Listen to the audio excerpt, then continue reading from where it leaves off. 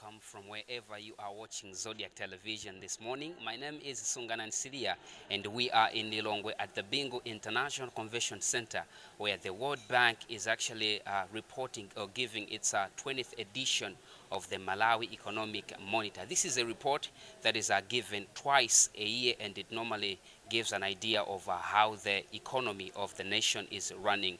It's actually a combination of different data from the Ministry of Finance, but also from the Reserve Bank, and it ensures to give direction, but also guidance to wheresoever is necessary as far as economy is concerned. So, like I'm saying, it's happening in Lilongwe here, and I'll be joined by Anua Musa, who is the chief. The country's economist for World Bank. He's just going to give us an idea of what this report is all about, and just to tell us maybe the way forward of everything, but also just to give an idea to say the title of today's launch of this 20th edition of Malawi Economic Monitor is the rising cost of inaction. There is a specific topic which will be discussed, and the topic is unlocking the potential of the Malawi's mining sector. That also tells us to say the guest of honor who is coming at this event is Honorable Dr. Kenneth Zikale Ngoma, who is the Minister of Mining, and he's probably going to give an idea on the potential that is there in the mining sector here in Malawi. Mwina kungofotokozapo mchichewa tili kuno ku Lilongwe mu BICC kumene bungwe la World Bank likupeleka ripoti yake yachi namba 20. Ripoti imene imachedwa kuti Malawi Economic Monitor, ndipo cholinga chake ndikungofotokoza mmene zachuma zakhala zikuyendera. Ripoti limene limabwera kuchokera ndi information imene yatengedwa ku Reserve Bank komanso ku Ministry of Information. Then makamba kuti mutu umene ukukambidwa mtsiku la lero ndi muchingereza kuti the rising cost of inaction, komanso pali mutu wapaderadera umene ukhale ukunika za kuthekera kumene kulipo makamaka ndi mbali ya zamigodi mdziko lino la Malawi. So ni makamba kuti ndikhale ndi mmodzi mwa akatswiri azachuma ochokera ku World Bank, Anua Musa, amene atatifotokozere kuti kodi ripoti limene limakamba za chani kwenikweni, ndipo ripoti limeneli ndi chani kwenikweni. So like I said, I'll be joined with Anua Musa, who is the country's economist for World Bank. Mr. Anua Musa, welcome. Thank you very much. Please tell us more about the report, which is the 20th edition of its kind here in Malawi. Yes, thank you very much. As you know, we do these reports every 6 months. Basically, what we look at is the developments in the economy. And of course, we also have a particular special topic that we look at. We do a deep dive. This time around, we're looking at the mining sector, given the potential that it has to grow this economy. So you see that the first chapter will be looking at the macroeconomic developments, and then we'll go to the second part, which will look at the mining developments in Malawi. Thank you. I would like to understand, this is the 20th edition of the report. How has it been from the first report up to now? Thank you very much. So we see that there have been developments that in the country. The macroeconomic developments in the country, particularly in recent years, we see a deterioration of the macroeconomic developments, particularly in the last 4 or 5 years. But of course, we see that that's only coming from the policy side. We also see that there have been shocks in the country, both macroeconomic shocks and also climatic shocks. Particularly, what we see is that currently the macroeconomic imbalances are sort of deepening, and we also see that the pace of reforms that government had taken to address these challenges seems to have stalled. But again, I mean, beyond this negative story, currently we are looking at the mining sector, which poses to be a sector that will change Malawi's fortunes going forward. But I think it will take serious reforms to make sure that things are in place to move this agenda forward. Thank you. As an economist, how important is this report to the nation of Malawi? This report is important because what we do is basically the analysis that we do. We look at all the sectors of the economy and also some sectoral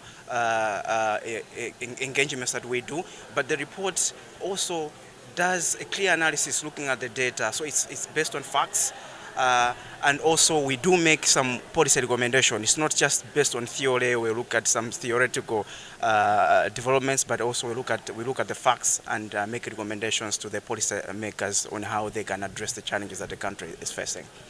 So I think not just the policy makers, we're also looking at all the development players, our private sector, our NGOs, and even the citizens have a role to play in the development of this country. Thank you.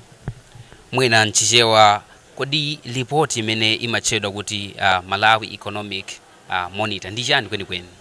Report limene timaitulusa 6 months ililonse, timayang'ana zimene ndondomeko wa chuma mene kuyenda muziko, mene adindo wathu akuyendesera chuma mene kuyendera muziko, komanso timakhala ndi topic ya padera-dera imene timayang'ana an interesting topic ya nthawi imeneyo. Nde mu report ilili tayang'ana nkhani ya mining, mmene mukuziwa nkhani ya mining Malawi munomo ndi kafukufuku amene achitika onesa kuti Malawi ndi minerals ambiri. Nditapanga focus on chapter chimene choyang'ana mining kuti ndondomeko zimene zingachitike nzotani kuti sector imene yathu ikwere ndipo ikonze dziko lino, chuma cha dziko lino. Nsonkhano umenewu ndikachi number 20 kukhazikitsa kapena kuti report imene ali number 20 kulikhazikitsa tayenda bwanji kuchokera nthawi yoyambilira mpaka report la number 20 limeneyi? Tikayang'ana mbuyo mukufika malero tikuona kuti zinthu mdziko muno kayendesedwe kachuma tinganene kuti a mixed bag. Nthawi zina makhala kuti pena zinthu zikuyenda bwino, koma taona kuti mzaka zapafupifupipa tikuona ngati zinthu sizikuyenda bwino, not chifukwa chati nkhani ya kayendesedwe kachuma kokha, komanso dziko lakhala ndikumana ndi mashocks osiyanasiyana. Taona monga pano mukudziwa chaka chatha kuna El Nino, zimenezi kuphatikiza of course ndi kayendesedwe kachuma zimene zakhala ngati zasokonekera pakatipa.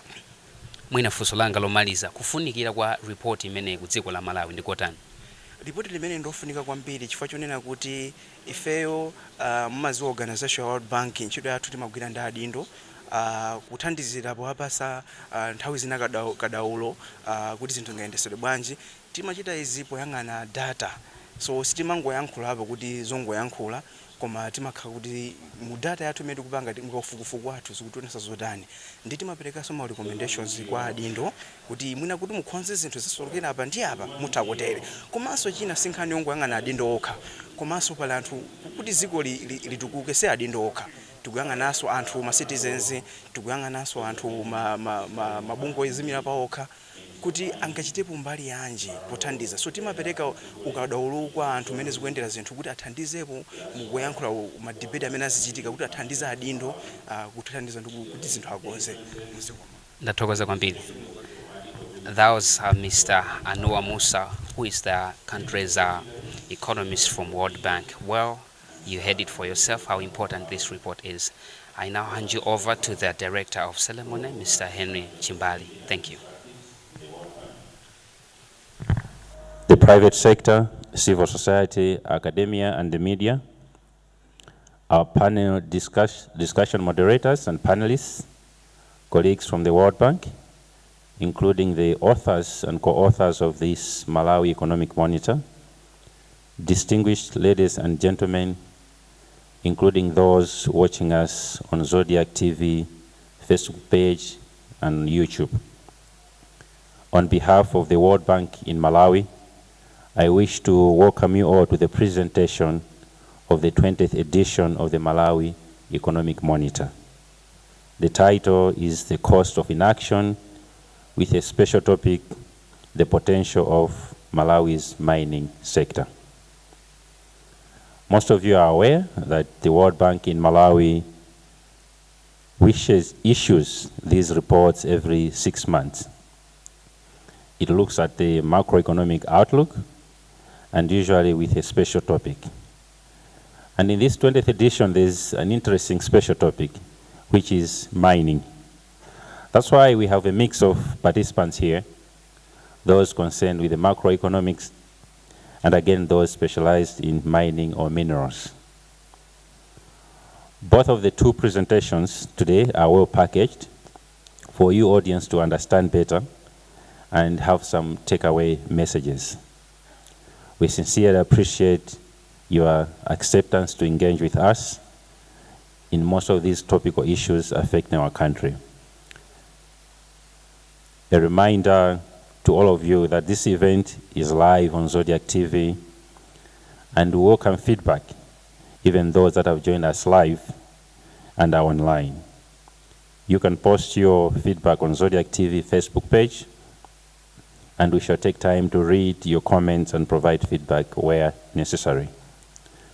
For those who like to use social media, especially X or Twitter, please use the hashtag Malawi Economic Monitor 20. I'm sure that we are all set for this exciting event today. Let me now invite Firas, the World Bank Country Manager, to come in front to welcome us and probably set the tone for our session this morning. Firas.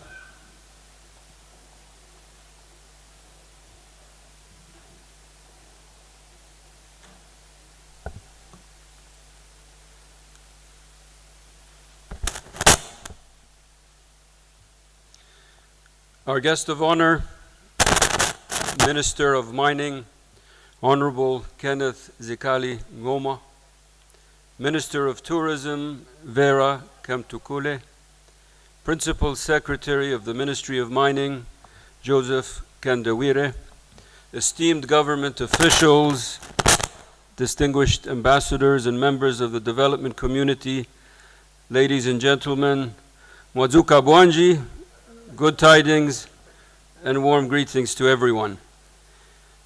On behalf of the World Bank, I'm honored to welcome you this morning to the launch of the 20th edition of the Malawi Economic Monitor under the title, The Rising Cost of Inaction, and a subtitle focusing on the transformative potential of the Malawi's mining sector. Allow me at the outset to extend our appreciation to Honorable Minister Ngoma for his readiness to officiate this event and for his determination to lead the government's efforts to systematically and comprehensively develop the country's mining sector. On this occasion, I'd also like to extend our congratulations to the Minister for his recent appointment as Minister of Mining and to reaffirm the World Bank's commitment to engage in this strategically important sector for Malawi's future development and prosperity. Our thanks and gratitude also extend to the Principal Secretary, Joseph Kandawire, for his close collaboration and role in promoting the country's mining agenda. Our guest of honor, distinguished guests, the MEM, as we call it, the report that we are launching today, is a long-standing biannual World Bank publication on Malawi. It aims to provide the government and the Malawian public with a general update on macro-fiscal trends and to foster constructive dialogue around development issues facing the country. The first part of this edition focuses on the cost of inaction associated with the country's lagged implementation of urgent macroeconomic reforms, while the second part spotlights the shining potential of the country's rich endowment of mineral resources. This edition of the MEM, we feel, is also special as it comes at a critically important juncture in the country's search for economic stability and long-term prosperity. Why is the juncture critically important? It is so for two reasons. First, the country's macroeconomic crisis has reached unprecedented levels, requiring urgent government attention and policy actions. Postponing these reforms only raises the cost of an eventual fiscal adjustment and runs the risk of further macroeconomic deterioration. Second, this juncture illustrates the tension between what is required now and in terms of difficult yet stabilizing economic reforms and what could be as a brighter future and development horizon for generations to come. Without sustained macroeconomic stabilization, it is extremely difficult to achieve high rates of long-term economic growth and greater prosperity. On the first part of the report regarding macroeconomic stability, our key messages in the MEM are clear. In 2023, Malawi undertook bold economic reforms as part of a wide-ranging macroeconomic adjustment agenda. This agenda sought to strengthen the country's fiscal sustainability, restore macroeconomic stability, boost private sector-led growth, promote greater resilience against external shocks. The implementation of this agenda stalled in 2024, producing a lost year of reform, and macroeconomic conditions were made worse by the impacts of the drought caused by the El Niño weather system. In the meantime, GDP growth for 2024 has been revised down to 1.8% from the projected 2%, making the third consecutive year of declining GDP per capita. Inflation remains high due to raising food, housing, and utility prices, as well as the rapid growth of money supply. Persistent foreign exchange shortages pose serious challenges for the private sector, and debt vulnerabilities are likely to persist amid slow momentum of debt restructuring, with interest payments crowding out productive investment. Now, in order to turn things around and help the country stabilize its economy, this MEM, similar to the previous one, recommends government action in three main areas. First, restoring macroeconomic stability by resuming fiscal consolidation, finalizing debt restructuring, bolstering exchange reserves, and controlling inflation. Second, creating conditions for increased investment and exports by removing implicit fuel and energy subsidies and other actions. And third, building resilience and protecting the poor by reforming AIP subsidies and preparing well for the next natural disaster. The MEM also recommends moving ahead with the Patamanga hydropower and storage project. This strategic investment is set to generate over 1,500 gigawatt hours annually, equivalent to 60% of Malawi's current electricity production. The project will boost the supply of clean and affordable energy, improve electricity access, and foster private sector growth. The details of the macroeconomic crisis and possible pathways forward will be presented and discussed today by our macroeconomic team and a panel of distinguished speakers, each of whom will be sharing their perspective on ways to stabilize and grow the economy. Our guest of honor, distinguished guests, while the first part of our report focuses on immediate reform priorities, the second part speaks to a longer-term development potential that carries within it much hope and promise. Malawi, as everyone knows, is blessed with a rich endowment of minerals. This endowment is also a double blessing, as it also contains a vast amount of green minerals, like graphite, rutile, and rare earths that are in high and growing demand by countries worldwide, seeking to green their economies and their energy sectors. The predicted surge in global demand for these minerals provides a unique window of economic opportunity for Malawi. If it seizes it in the right way, over the coming decade, the nature of its economy will be significantly altered, with mining rather than agriculture becoming the primary engine of growth in the country. The central challenge for this country, however, and many other resource-rich nations, is one of convertibility. Can it convert this underground wealth into above-ground wealth over the long term, meaning good health and education outcomes, high-quality infrastructure, solid environmental protection, and economic diversification driving greater economic prosperity? Can it capitalize on this sector to break out of its low-growth equilibrium, which has characterized its development journey since independence, and start climbing up the income ladder towards upper middle income country status, as reflected in the development goals of its Vision 2063 document? For Malawi to build its future reality in line with its own agriculture, tourism, and mining strategy, the ATM strategy, it will have to lay a foundation, address challenges, create a healthy ecosystem, and drive progress responsibly. The foundation is a sound legal, regulatory, and policy framework supporting the sector's growth. The challenges include the development of human and institutional capacity and the surrounding critical infrastructure, namely access and transport connectivity. The ecosystem is economic good governance, which positions the mining sector to have visible development impact. And driving progress with responsibility means transparency and attending to environmental and social safeguards. In our MEM, our team is recommending a three-pronged approach for the development of the sector, which you will hear about more today. The first prong consists of policy measures and steps to grow the sector, such as developing the Energy Transition Minerals Roadmap, ensuring greater policy alignment at the national and regional levels, boosting institutional capacity to negotiate MDAs and issue licenses, improving information sharing and enhancing sectoral dialogue. The second prong focuses on environmental and social protection, including effective implementation of policies related to community resettlement, land conservation, labor and working conditions, and occupational health and safety. The third prong focuses on how the sector can benefit development by, for example, optimizing the governing fiscal arrangements, improving tax administration capacity, and ensuring appropriate revenue management, distribution, and transparency. Our guest of honor, distinguished guests, in closing, I'd like to reiterate our gratitude to the Ministry of Mining for partnering with us in launching our new MEM report.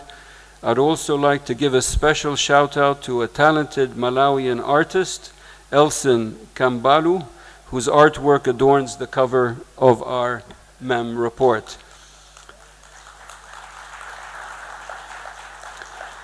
Thank you, Elson, for agreeing to collaborate and for your inspiring creativity.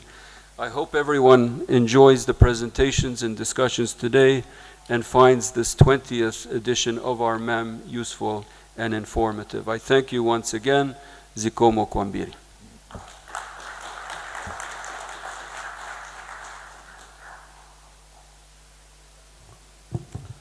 Well, another round of applause to Firas. That was very clear, straightforward. Allow me, Honorable Minister, now to invite you on the podium to officially launch the Malawi Economic Monitor. Honorable Minister.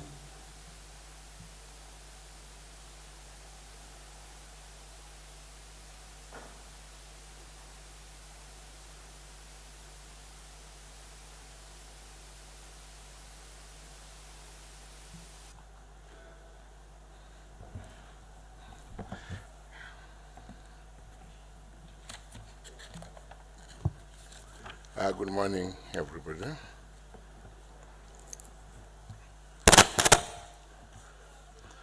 The World Bank Country Manager for Malawi, Firas Rat, the World Bank Practice Manager for Energy Extractivities Global Practice, and Robert Skrotner, Honorable Minister Vera Kuntukire of Tourism, senior government officials, World Bank members of staff and representatives of the diplomatic community, participants from private sector, civil society, academia, and media. Our moderator, Ms. June Kambara Metore, and distinguished panelists, Dr. Joseph Mkandawire, PS Mining, Dr. Ellen Ngalande, Mrs. Daisy Kambalame, Mr. Maxwell Kazako, and Mr. Enoch Kondawe, distinguished ladies and gentlemen.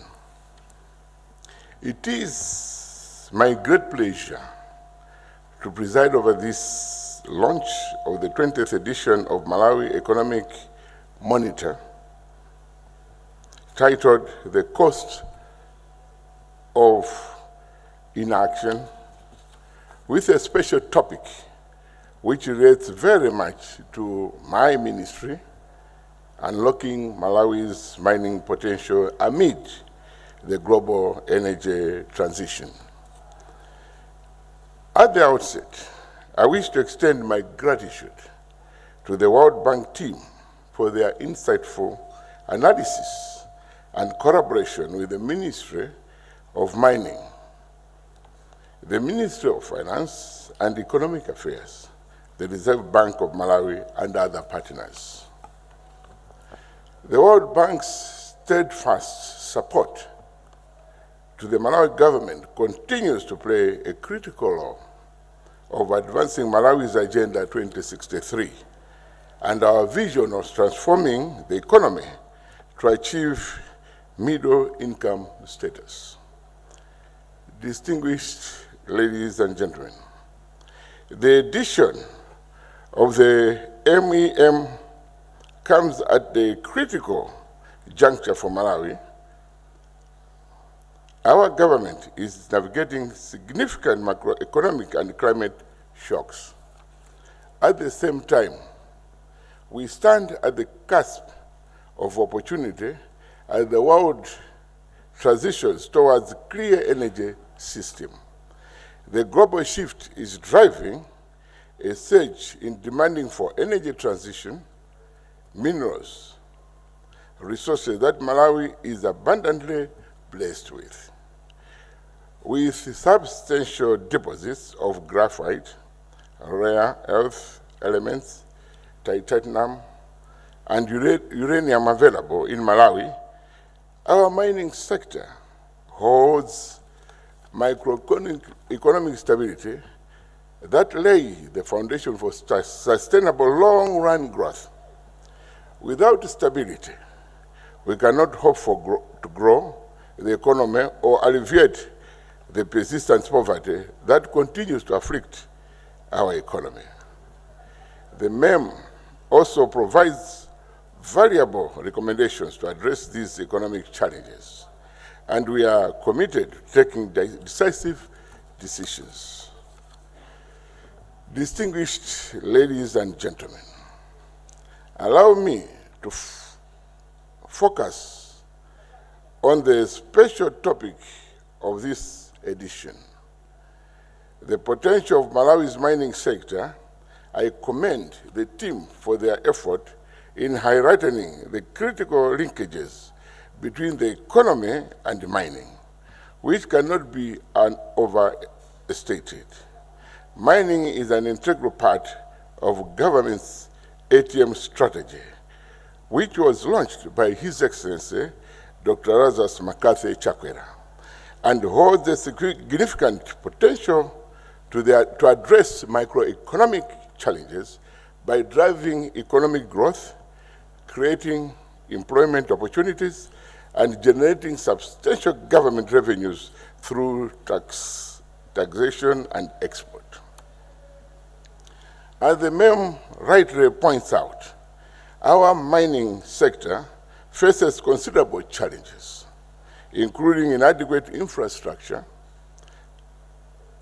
regulatory hurdles, and limited experience in emerging large-scale mining projects. However, these challenges are not insurmountable. Through targeted reforms, capacity building, and strategic investments, we can transform these obstacles into opportunities for national development. The MEM underscores the grow, protect, and benefit approach, which emphasizes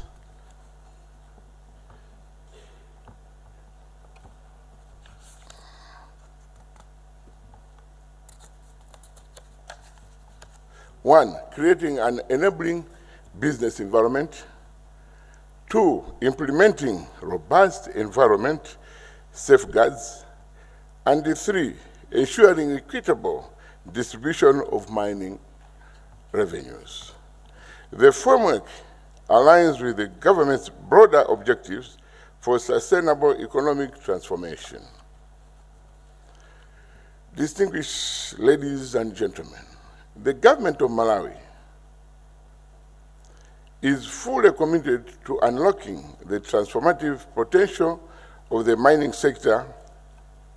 Our priorities include: one, expecting the approval of mining development agreements and improving regulatory transparency.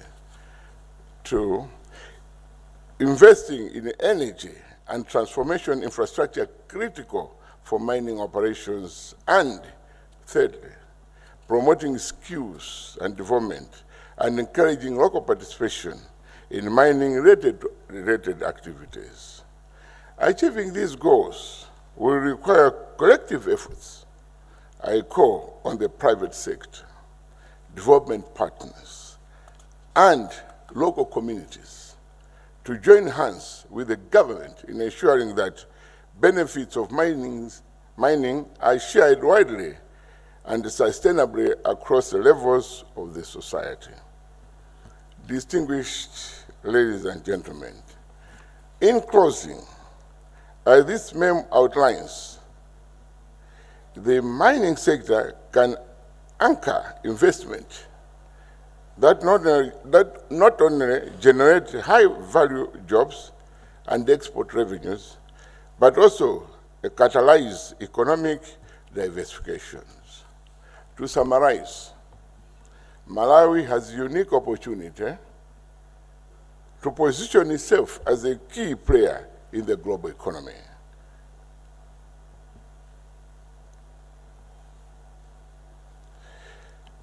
The meme provides a clear framework for action.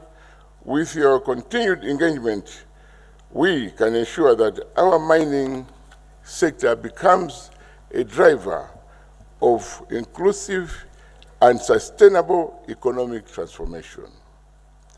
I thank you in advance for your invaluable contributions to this effort. I look forward to working with you, each one of you, to realize our shared vision for Malawi's mining sector. Together, let us seize this moment to unlock the full potential of our mineral wealth and position Malawi as a competitive player in the global energy transition.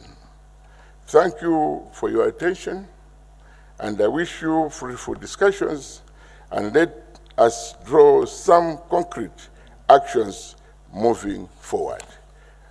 My office remains open to more engagements as the mining sector develops. I thank you very much. Thank you.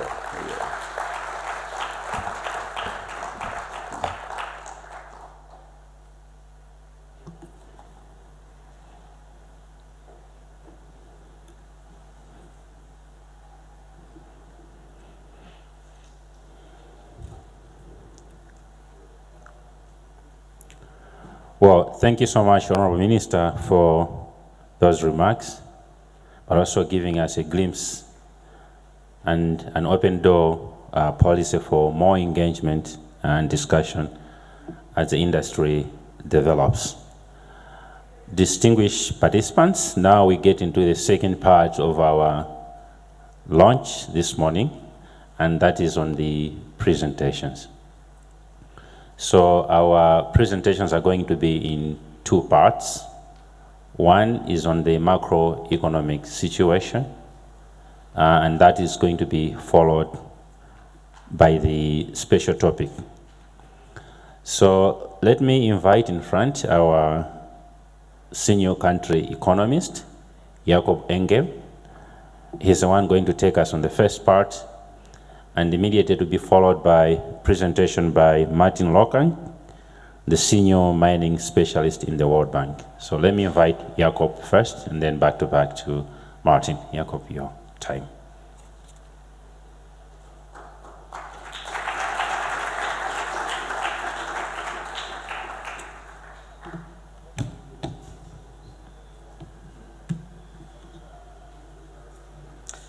So good morning. Thank you for joining today.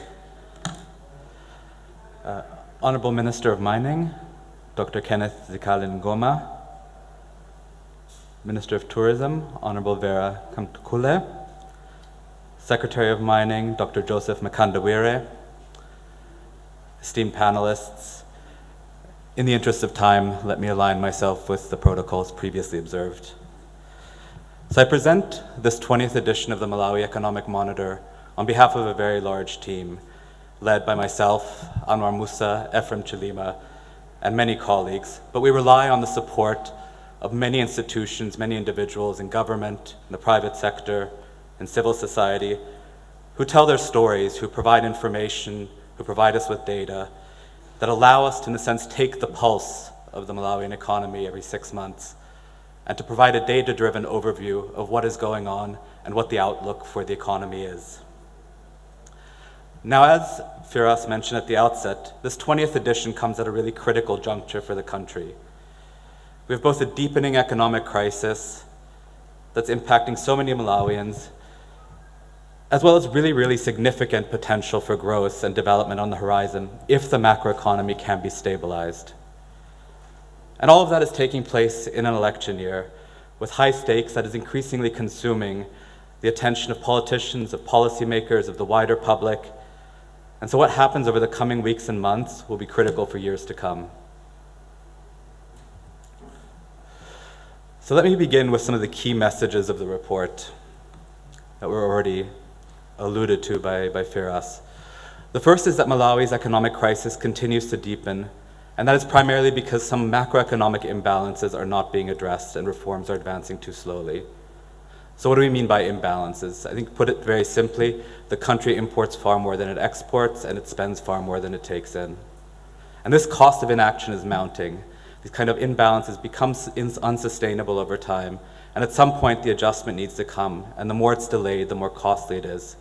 And it also increases the risks of a more severe economic deterioration.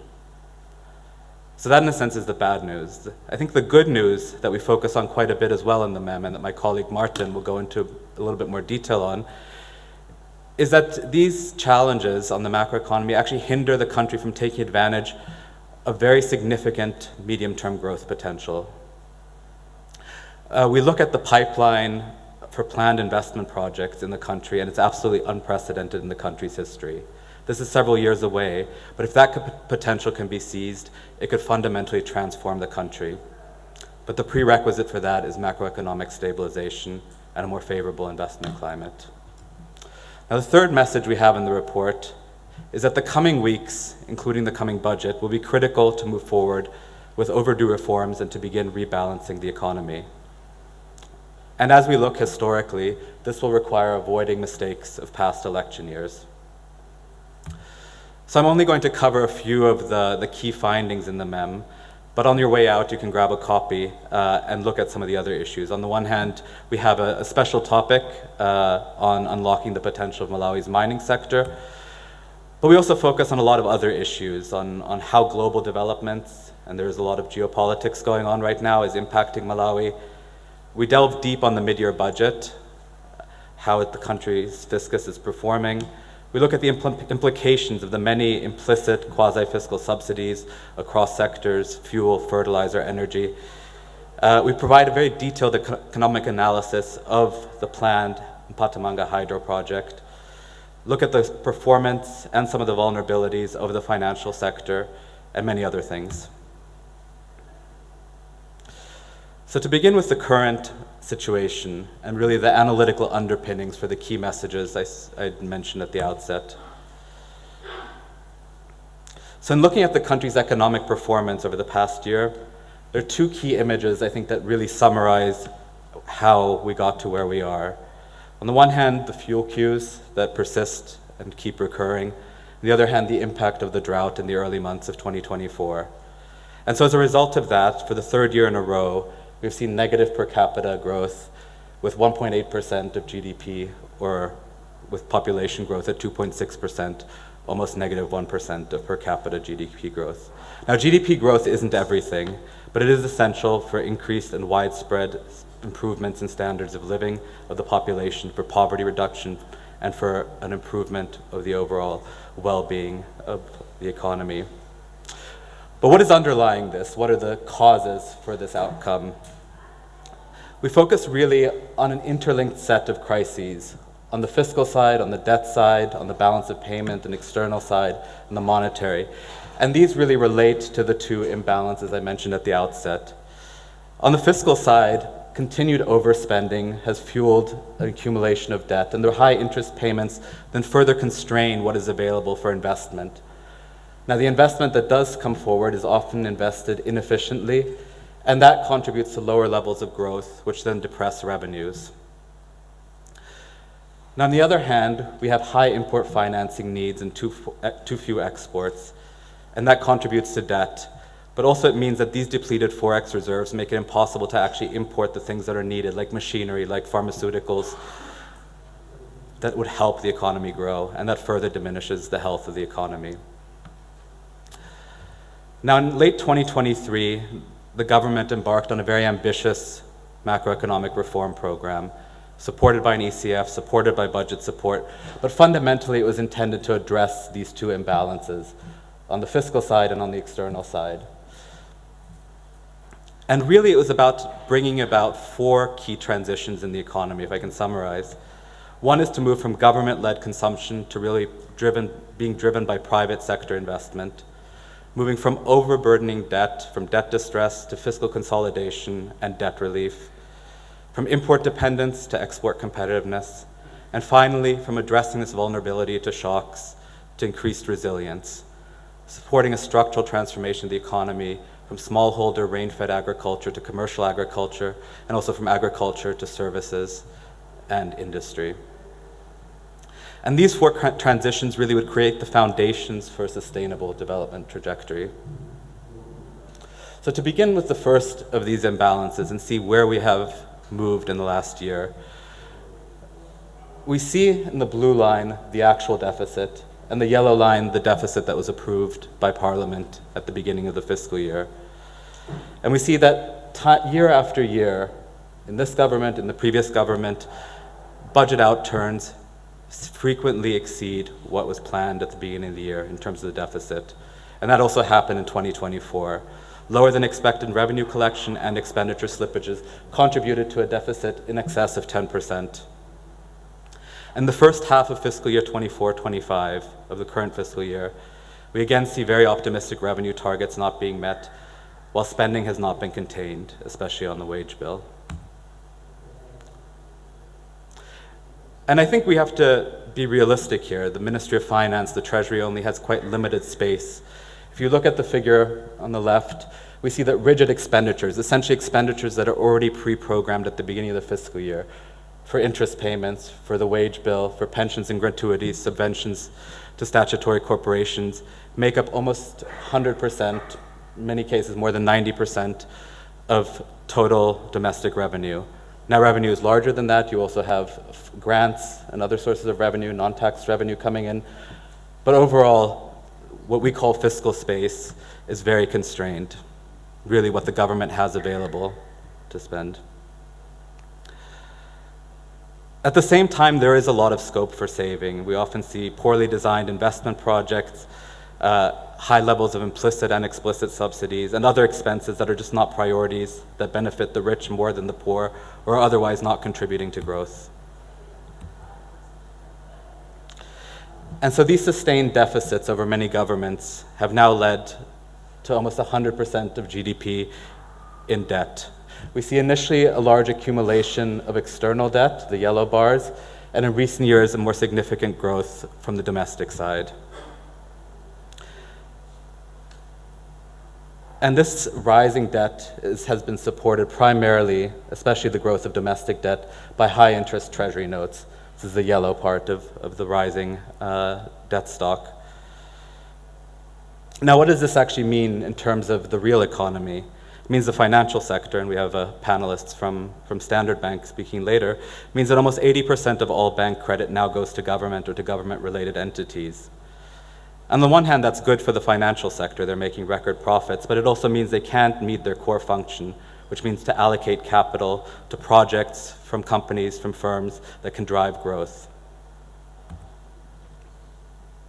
Now, to look at the other side of this deficit, on the external side, we see that the current account deficit, which is basically about how much Malawi purchases in terms of goods, services, transfers, income from the rest of the world relative to what it exports, has risen to 19% of GDP, which is significantly more than many of the countries it neighbors and elsewhere in the region. And a lot of that has been driven by a rising demand for fuel, but also many other consumption purchases. Now, we've heard recently quite a lot about a new G2G arrangement, and there are reasons to believe that that may stabilize this fuel situation temporarily. But without more fundamental structural reforms around the availability of Forex, this problem will keep recurring.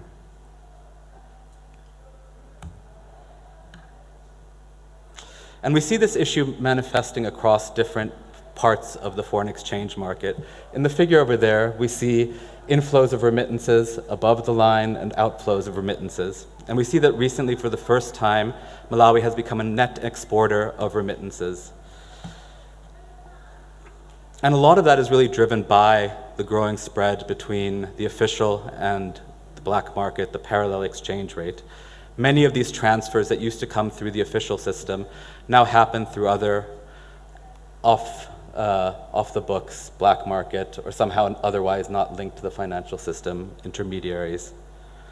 So in the past, we've seen $30 million or so per month would come in, which is very close to Malawi's fuel requirement. Now it is slightly negative.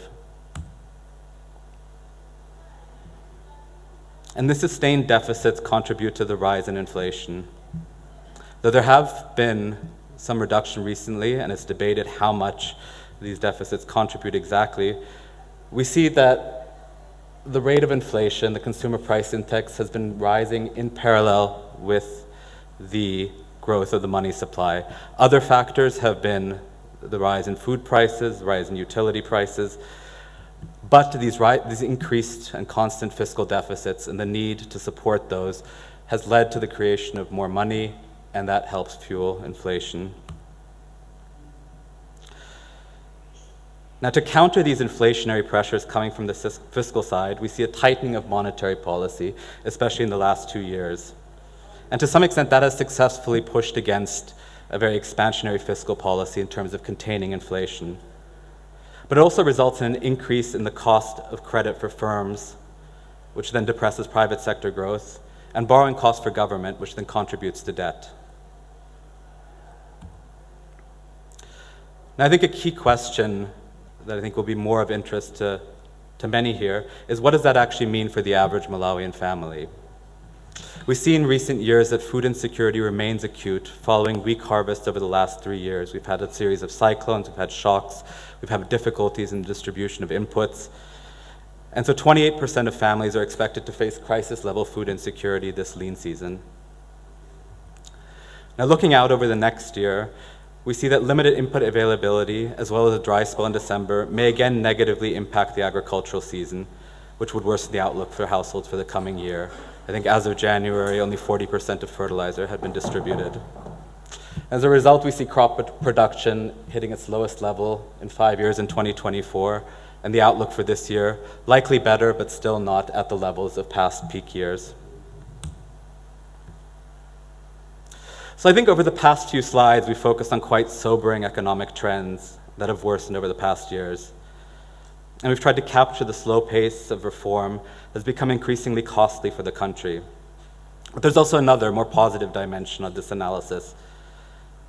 And that requires moving more decisively to address these imbalances, to take advantage of the potential of some of the many growth sectors in the economy, one of which Martin will talk about in more detail. So looking out over the next year, we expect growth to move towards 4% in 2025, supported by a modest recovery, especially in agriculture. But Malawi remains in a highly vulnerable position. Many buffers are eroded, and there are many downside risks. And a little bit more than 1 year after the start of the ECF-supported reform program, efforts to address these rising fiscal and external imbalances are stalling. Budget implementation is off track, creating further inflationary risks. Debt restructuring, while progressing, especially with bilateral creditors, is still incomplete. Some of the key public financial management reforms that would help increase the efficiency of spending are progressing quite slowly. And forex shortages are likely to persist as the parallel market premium increases, though they may be somewhat mitigated by a good tobacco harvest. Now, we argue in this mem that implementing announced reforms would allow the Malawian economy to achieve significantly higher growth rates over the next 5 years, beyond 5% and even higher, as some of these planned large-scale investments materialize, especially in the energy and mining sector, but also in agribusiness and elsewhere. And we think there's quite a bit to learn from the region. We saw a very similar set of imbalances develop in Zambia, especially on the fiscal side, which resulted in the country defaulting on its external debt in 2019 and moving forward with a very dramatic and accelerated recovery program. And when we look at some of the factors that enabled Zambia's adjustment process, we see that there was a sustained commitment to very difficult reforms across government and all the way to the top that focused on deficit reduction, improving debt management, supporting the poor that might be hit by this fiscal consolidation through increased social protection, especially with donor support, significant reforms of the private sector and of the productive sectors, energy sector reforms to increase the efficiency of the utility, move towards cost recovery, a focus on increasing revenues from the private sector especially, while also improving services, business environment reforms to bring in more FDI and exports, and building the foundations for an extractives boom that is now ongoing. Now, of course, Zambia is not a textbook case either. There are many compromises that the government had to do to maintain political stability, but they did the minimum that was necessary to make sure that when shocks hit, as they did in the last year during the El Nino drought, they were able to weather that and ensure that the economy could continue to grow and remain stable. And so we argue in the mem that Malawi can grow faster and really should grow faster through these planned investment projects if macro stability is maintained. One of the key ones, which Firas mentioned at the outset, is the Mpatamanga hydropower storage project. And we did some modeling for this mem and for our own work on this project. And we see that the blue line, GDP, in the right bar, could increase by several percent as the project is developed and built, and over the next 3 decades could increase by as much as 2% per year relative to the baseline. Now, of course, this is linked to the role this project will play in enabling the growth of the mining sector, but it could be an absolute catalyst for the growth of the economy, and I think one we're very optimistic about. A second key dynamic, which Martin will focus on more, is the potential of the mining sector, which, if managed well, can really boost GDP, bring in more revenues, generate forex, and create high-paying jobs, especially in upstream and downstream industries. But on the other hand, we are now in an election year, and looking historically over the past 30 years, elections pose particular risks to macroeconomic stability. We expect pressures to intensify in the run-up to the 2025 election, and given the vulnerabilities of the economy that we laid out, a loss of budget discipline in this year could lead to a real escalation of this fiscal crisis, could lead to further inflation. Now, in the figure on the right, we see that deficits in election years are the ones with the yellow bars, have on average been 74% higher than deficits in the previous 4 years. So if we again see a deficit that is 75% higher in the election year than in the past 4 years, the costs would be incredibly risky and could reach some kind of tipping point. Another risk factor during an election year is the contracting of debt. During the previous government, we saw in the run-up to the election the contracting of high-interest commercial debt from a regional development bank, and this has in turn become a major contributor to the unsustainable debt burden that the current government is forced to deal with.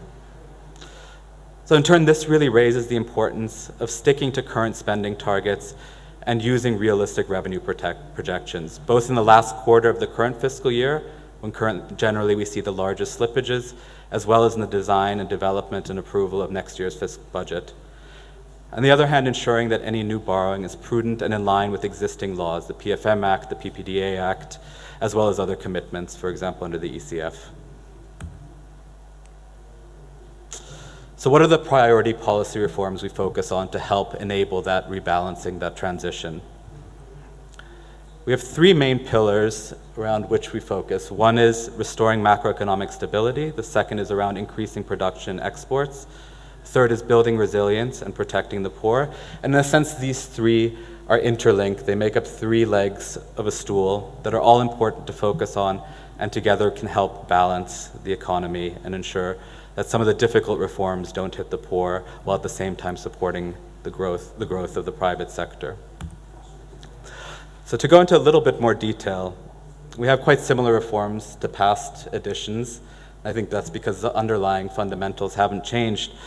But I think our big focus is really on resuming fiscal consolidation, both by tightening expenditure controls, really focusing that any additional investment is efficient, benefits the country, supports growth, and implementing more substantive tax policy and tax administration reforms.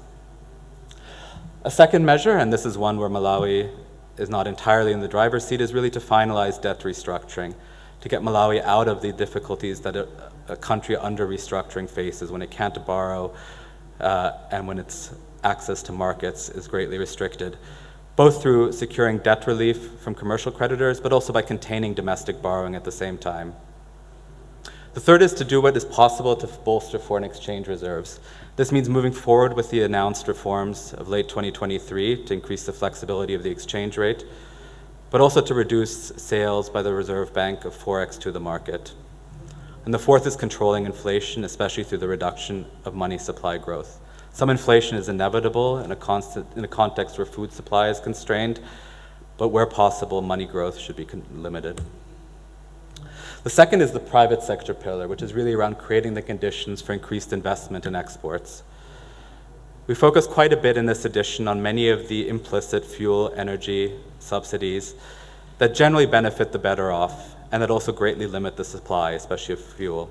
So we argue for a cost-reflective pricing of fuel and energy that in turn should help reduce some of these shortages. Martin will talk about this more, but a second focus is moving forward with a transparent revenue management system for the mining sector, one that ensures high savings in investment and allows for management of pressures for consumption spending. In other words, making sure that this wealth under the ground benefits many future generations of Malawians to come. And the third is around some of the foreign exchange surrender and conversion requirements, and moving forward with the phasing out of these, starting with the 30% requirement of surrendering export proceeds, but also some of the new requirements. Now we understand these are necessary to build up reserves, but at the same time, they really constrain exports and investment, especially in the formal sector. So it is about developing a strategy to begin moving away from those, not necessarily phasing them out from one day to the next, but signaling a direction that maybe some priority sectors will be exempted, that there's a roadmap of moving from 30% to 20 to 10% and eventually to 0, as conditions allow. And the third is about building resilience and protecting the poor. And I think here it's about moving forward with something the government has already been doing very well, the AIP reform process. Improving targeting, now through the National Agriculture Management Information System, focusing on the most productive farmers, but also focusing more spending in the agriculture budget towards those kind of priorities that have the highest impact, that lead to the most national level food security. As Firas mentioned at the outset, there's also the importance of preparing for when the next disaster strikes, implementing the DRM Act that was passed 2 years ago, establishing a disaster fund, making sure that the systems are in place, that when, unfortunately, a new disaster strikes, the government can move very quickly with its partners to support those that have been impacted the most. And finally, and we saw in the headlines recently, His Excellency traveling to Tanzania to sign the Energy Compact. And I think this is a really crucial piece, a really crucial commitment that can really expand energy access to the most remote villages, to hundreds and hundreds of schools, medical centers. And moving forward with the implementation of that compact is a critical priority in our view. So just to conclude, we were discussing these various reforms with someone yesterday, and he said, you're talking about fiscal consolidation, you're talking about exchange rate reforms, you're talking about AIP. You need to be realistic. All of this can't happen in election year. So is it possible for all of this to wait until after the elections? And so I think our view on this is, of course, one could wait. This is really up to government to decide, and they have many different objectives to weigh. I think we're approaching this more as economists, and thankfully don't have to make these decisions for government. But I think by continued inaction, you do risk significantly worsening conditions, even in the course of the current year, and putting also at risk some of the enormous growth potential in the economy, and really an unprecedented scale of potential FDI. So my colleague Martin will now walk you through some of our recent analysis relating especially to the mining sector that really highlights some of this potential. Thank you.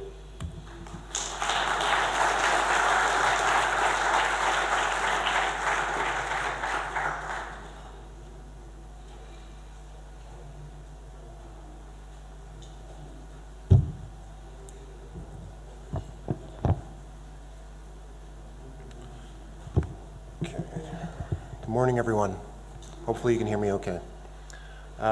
Really an honor to be here. Honorable Ministers, let me start by saying all protocol observed. It's like with Jakob, that what I'm about to present today is very much the culmination of a lot of work by a number of members of the World Bank group. First, we very much incorporated the findings of the mining sector diagnostic, which was led by my colleague Solomon, but obviously my colleague Charles had contributed to that, as well as Elton. But we also draw from an analysis of what we've called the Energy Transition Minerals Roadmap for Malawi, which is very much multi-sectoral, and we've had input from our energy colleagues, transport colleagues, economics team, private sector development colleagues, and of course our modeling team, which has been looking at all the potential mines in Malawi in a lot of detail to try and see in the long term what this sector could look like. And you'll see some of those findings in this presentation. But before we get into that, let me just put up one of my favorite quotes from a consultancy firm that's quite well known in the mining industry. The energy transition begins and ends with metals. And this is essentially because the future is much more minerals intensive than the past or the current. As we redesign the global energy ecosystem, the technologies that are required are much more metals intensive. And what you're seeing on the top chart on the right is a comparison of the metals intensity of an electric vehicle versus that of an internal combustion engine. An electric vehicle requires approximately 6 to 7 times more metals and different metals which weren't in demand before. The trend continues when you look at energy generation, and the bottom chart shows a comparison of renewable energy generation versus, again, conventional fossil fuel technologies, and these renewable energy technologies are much more metals intensive. The good news is that for countries like Malawi that are very well endowed, almost uniquely endowed, with a basket of energy transition minerals, demand is going to increase. Now, one of the other issues, though, unfortunately, with some of these value chains is that they're highly concentrated. You're seeing here on the right a chart of the market concentration of the top 3 producers on the mining side of things for lithium, rare earths, graphite, etc.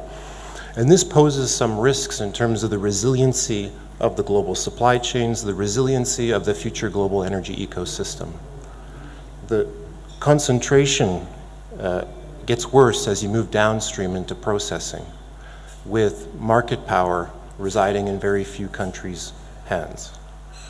Now, although this poses risks to the global energy systems, it does create opportunities for countries like Malawi, because in the first time in at least my career, there's very much a convergence of interests. For a long time in Africa, governments have wanted value addition. They've wanted to pursue industrial policy, and I see very much an alignment between those interests and the interests of the rest of the world in ensuring that there's as much value addition happening in Malawi to ensure that there's more resiliency in these value chains going forward.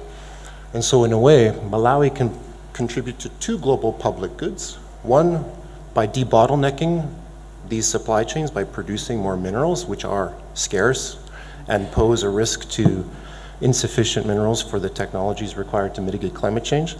But then secondly, to make this value chain more resilient. And for Malawi itself, it has the opportunity very much to benefit from this through exports and foreign exchange, through taxes, employment, a sector that can be an anchor for infrastructure such as energy and transport, and of course the opportunities in value addition and employment. So the mining sector in Malawi holds promise as a crucial catalyst for economic and social development to support the economy, anchor broader development, anchor infrastructure. We spoke a bit about Mpatamanga. We'll talk about it in a little bit more in the future. But I have to nuance this message because the mining projects in Malawi are subject to a number of uncertainties. Okay? Some of this has to deal with technical complexities. Some of it has to deal with the markets in which they're producing into. Some of it which has to do perhaps with the experience of the management teams. A number of these issues can be addressed through government actions, but a number of them rest with the private sector, and some of them can't be addressed. Price volatility, market structures, etc. For some of these commodities such as rare earths or graphite, the markets are very thinly traded. They're not very transparent. It's not like you can look to the London Metals Exchange and find a reference price or sell into it very easily.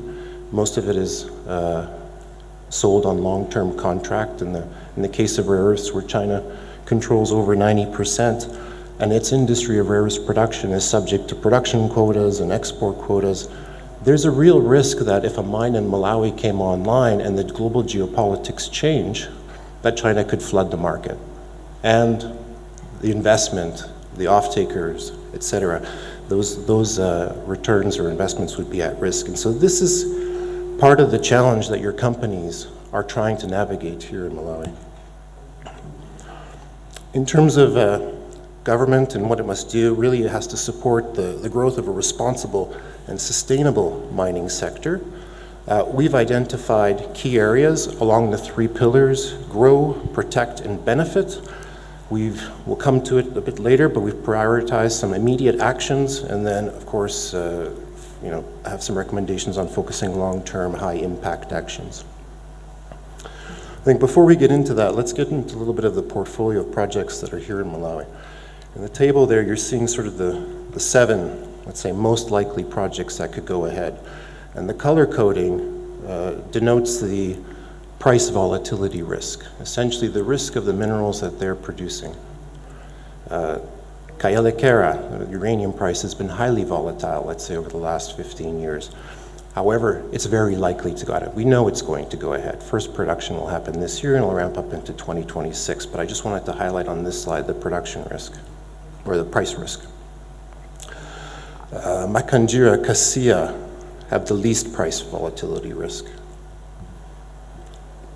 If we go and look at what this could mean in terms of export earnings, and again, in this chart you're looking at export earnings across 2 scenarios. So what we've done with the modeling team is said, look, let's develop a business as usual scenario, and that doesn't mean the status quo. That means that the sector and the economy evolves in sort of a predictable way in accordance with policies that government has announced.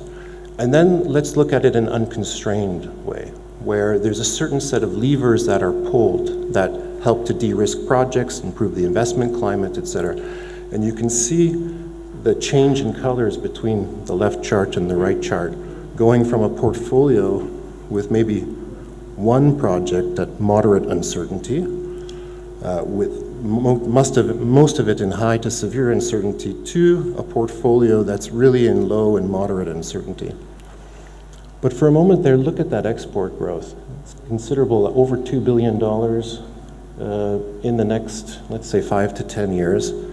The blue line going across the chart is the total exports of the Malawian economy in 2024. So exports could double. They could more than double.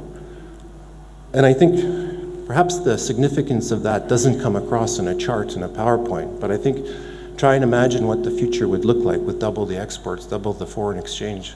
The currency would appreciate, cost of imports would decrease, cost of fuel would decrease, inflation could potentially decrease. I think looking at my economist colleague here can check me, but things will change significantly, and this could be potentially transformative for Malawi.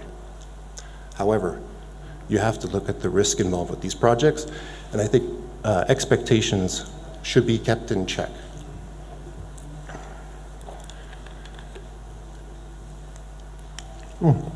In terms of some of the challenges, there's a number of challenges, but of course they can be overcome. The first is the perception of Malawi as an inexperienced mining jurisdiction. There's nothing you can do about this at this moment, except once you have Kayelekera online, you can demonstrate to the mining community how you engage with that operator, how policies change, how you regulate the sector, et cetera. And investors are looking. They are looking at the Kayelekera experience, they're looking at the Kasia experience. And so this will change over time. The second challenge is around weak institutional capacities for effective management of the sector, and that can be built up again over time. Inadequate energy and transport infrastructure. Clearly there's links between mining and energy. In a way, there's a chicken and the egg scenario between Mpatamanga and the mining sector. We've looked at the energy needs of the mining sector, and you're seeing this here on the right-hand chart. And the line going across is about 1/3 of the Mpatamanga output. And certainly they both need each other. We did a life cycle cost analysis of these mines because we said, okay, fine, let's assume Mpatamanga comes online, but will the mining companies want to connect to the grid, given the costs of transmission lines, substations, et cetera? And in every case, it makes economic sense for these projects to connect to the grid rather than having standalone diesel solar combination energy. And so, in a way, Mpatamanga affects the economics of the mines, but the mines are critical and important off-takers to mobilize the financing for Mpatamanga. Unrealistic stakeholder expectations. I mean, I think in Malawi, certainly, I think the expectations around Kayelekera were left unmet. I know for certain that I think everybody's expectations were unmet. Unfortunately, that mine had to shutter because of the Fukushima disaster. The investors never made a return, and the expectations of Malawian people were not met. There are risks with these projects. I can't emphasize that enough. Some of it is within your control, some of it's within the mining company's control, and some of it just isn't. Okay, so I think you have to keep monitoring this and make decisions about what you expect based on how this sector is evolving and the best available information. And then, of course, one of the biggest factors that are going to drive that is the price volatility in the global metal markets and really those market structures. Okay, let's talk about these risks and what's in government's control and what's in not. 10 out of 15 of these risks are within government's control. Oh, sorry, I didn't realize it would do that. Let me look here, it's a bit small on my screen. I mean, certainly in terms of getting the projects approved, streamlining permitting and approval processes within the control, though I have to tell you, it's not the main driver of project timelines. Internal corporate governance of mining companies and the technical studies that are required to advance projects are what take the most time. But certainly any improvement in streamlining can help. Access to financial incentives and subsidies, particularly around exploration, is quite common in parts of the world to incentivize the development of the sector. In terms of power infrastructure, we talked about this, accelerate the delivery on the grid development plans, and so this isn't just the IRP, but I think in particular importance is the interconnector to Mozambique and then Mpatamanga eventually. In this space, of course, public-private partnerships, I think in transmission and generation infrastructure are going to be critical. I think government should mobilize private sector investment to the extent that they can. And of course, ensure affordable but cost-reflective grid tariffs. I think I won't go through all of them. I know one of the most important things, though, for these companies is the Forex controls. The requirement to sequester 30%. Can be very much a deterrent to these investors because much of the money is coming from overseas, and eventually they do have to repatriate those funds to pay down debt and returns to their shareholders. So that is one of the issues that will affect things.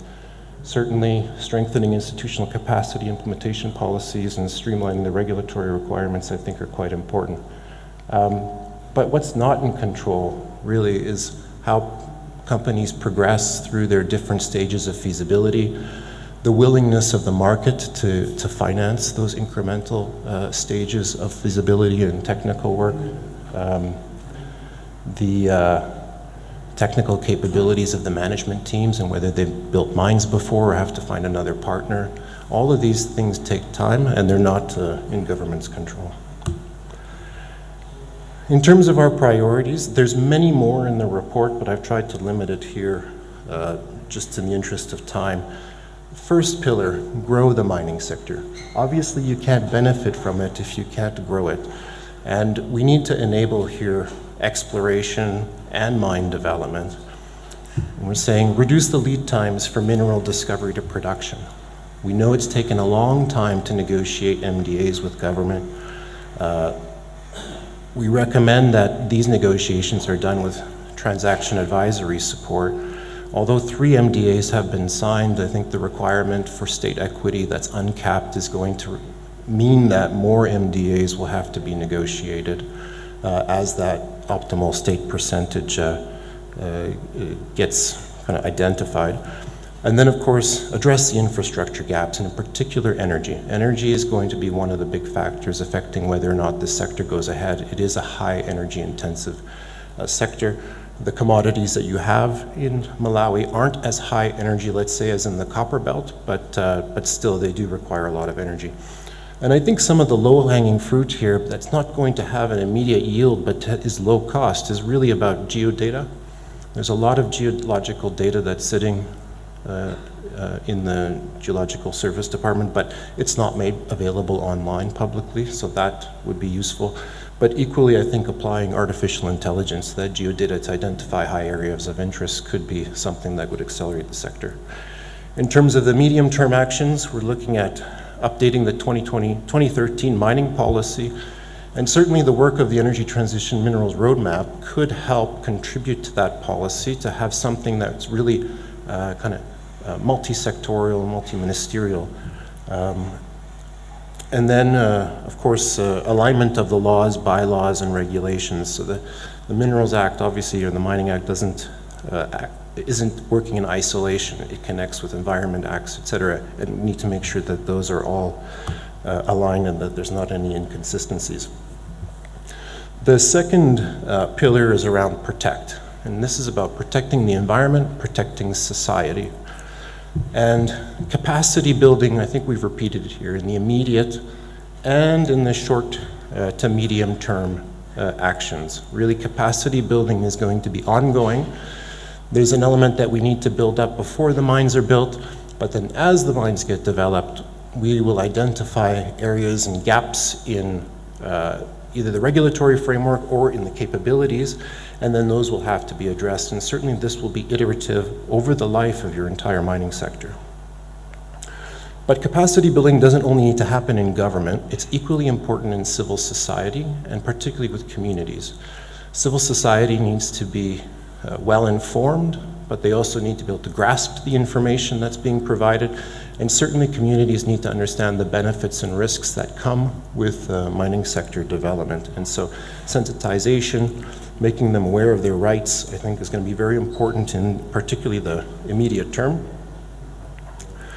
And then in the short to medium term, establishing a credible, functional, multi-stakeholder platform for dialogue is key. EITI already exists here in Malawi, certainly would be a good candidate for such a platform, but this dialogue is critical to the development of the sector, sustainable development of the sector. Lastly, benefits capture. Ensuring that the benefits are maximized and shared. Now, given the basket of commodities that I discussed, tax administration is going to be particularly challenging in Malawi. Being able to verify that the revenues that the mining companies receive are accurate is going to be one of the biggest challenges. There's not many places that the government could go to get a reference price. There's also going to be transfer pricing issues as companies sell to related parties. And so this is going to need immediate assistance, I think, but also to be built up over the medium term. Secondly, we're recommending that a trade-off analysis be done on the state participation mechanism. Our experience is that, well, first of all, although there's a proliferation of free state equity in Africa, the experience has been that countries don't benefit very much from it. There's an expectation of financial flows, but mining companies are very good at not paying dividends. And so they don't pay it to themselves, but they don't pay it to the state part either. But they do get the cash flow out of the company through the repayment of debt, interest on shareholder loans, the principal on shareholder loans, or also keeping the cash within the country, anticipating future investment. And so we're thinking here, like, perhaps there's another way for the state to capture more financial benefits than the state equity instrument. In addition, though, an uncapped state participation does create that level of uncertainty for investors, that ultimately they don't know exactly what they're going to get from the project, and it does require that they enter into MDAs to seek that clarity. In the short to medium term, we're saying consider fiscal stabilization mechanisms for Malawi. Commodity prices are inherently cyclical.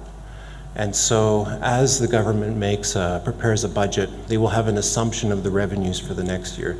And the difference between realized taxes that were received and actual taxes can then lead to destabilization. Either it's going to affect the budget and they'll have to cut, and sometimes that means that projects in the government need to be stopped.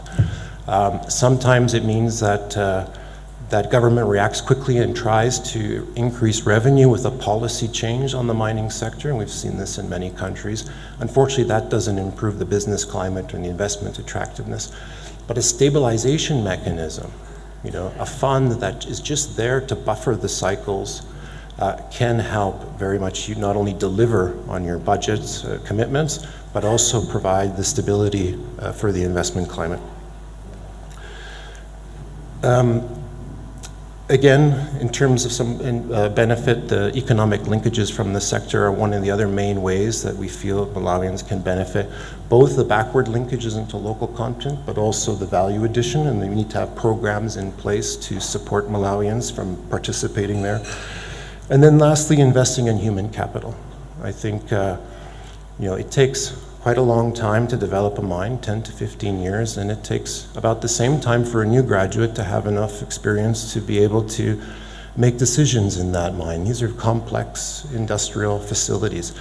And we need to start thinking now about developing that pipeline of Malawians who can benefit from the employment opportunities. And certainly it would be a shame to have an expatriate workforce coming in and running your mines because Malawians aren't prepared.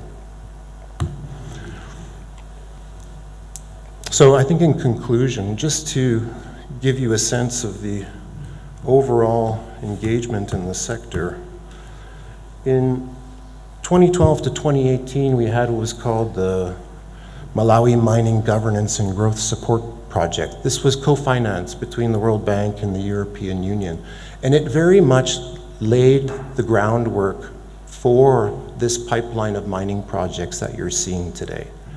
It updated the mining policy, the Mining Act, set the fiscal policies in place, did a lot of work on geological information, cadastral work. So it very much improved the investment climate and the governance of the sector. And then we had a gap between 2018 and 2024. We came back in 2024, we launched the mining sector diagnostic. Much of the outputs you're seeing in here, we had a validation workshop yesterday. And at the same time, we launched what we called the Malawi ETM roadmap, a multi-sectoral approach to really ensuring that Malawi can benefit from the energy transition. But we haven't waited for all of this work to be done before we can try and support the sector.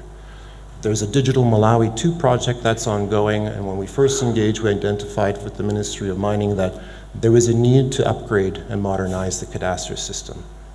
This is going to cost over $1 million, and luckily the Digital Malawi 2 project could take that on board, and so there's a procurement in progress on that. Similarly, in Patamanga, I spoke about the linkages. And Patamanga is going to significantly positively impact the development of the mining sector, but the mining sector is a credible off-taker for Impatamanga's energy, and so it's going to facilitate the financing. Then in the next cycle, it doesn't stop there, we're looking at some kind of planned project. We're tentatively calling it the Malawi Mineral Value Chains Programmatic Support. But of course, this will be defined with the government, but certainly we're looking to continue our support. It could be one project. Certainly we're going to leverage the portfolio, the existing portfolio of the bank. We have the IFC, we have MIGA also interested in financing and supporting development in this sector, but I think this is all to say that there's more to come. Thank you very much.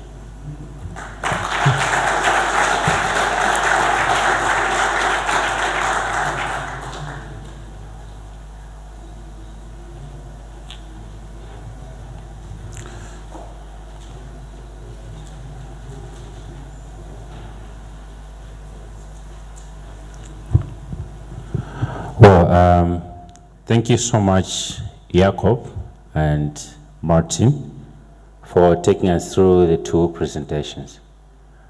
Could we give them another round of applause, please? At least that's better.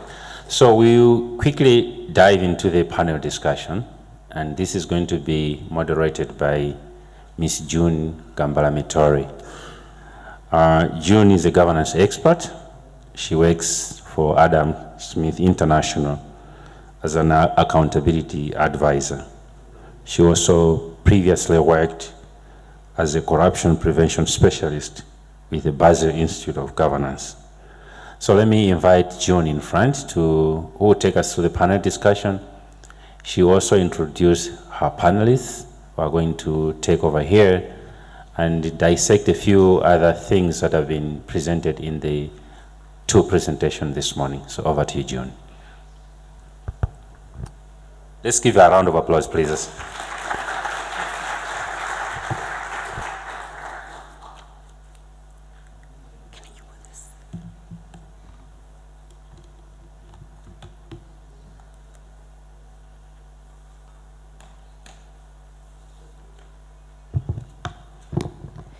Thank you, Director of Events, Honorable Dr. Kenneth Zikali Ngomba, MP, Minister of Mining, Honorable Vera Kamtugule, Minister of Tourism, Mr. Firaz Raad, World Bank Country Manager, and your team present, ladies and gentlemen, all protocols observed.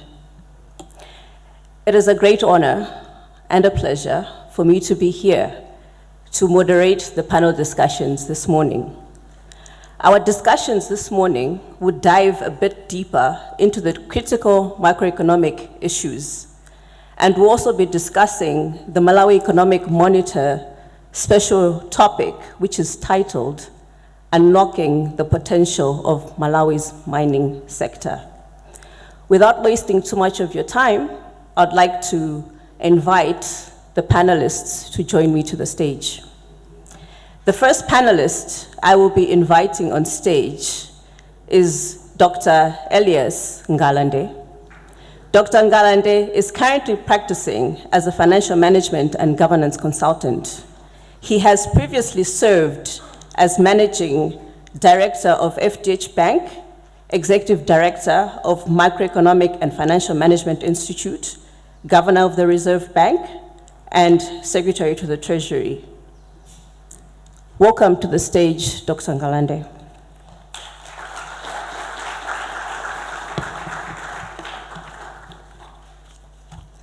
I'd now like to invite our second panelist, Ms. Daisy Kambalame. Ms. Kambalame is an economist, business counseling and private sector development specialist with 2 decades of experience working effectively with public and private sector stakeholders across the value chains in Malawi. She is the Chief Executive Officer of Malawi Confederation of Chambers and Industry. Previously, she worked as a team leader at Adam Smith International, managing a project on Malawi value chains, and successfully developed a strategic plan on promoting key value chains to deliver high-level exports. Welcome to the stage, Ms. Kambalame.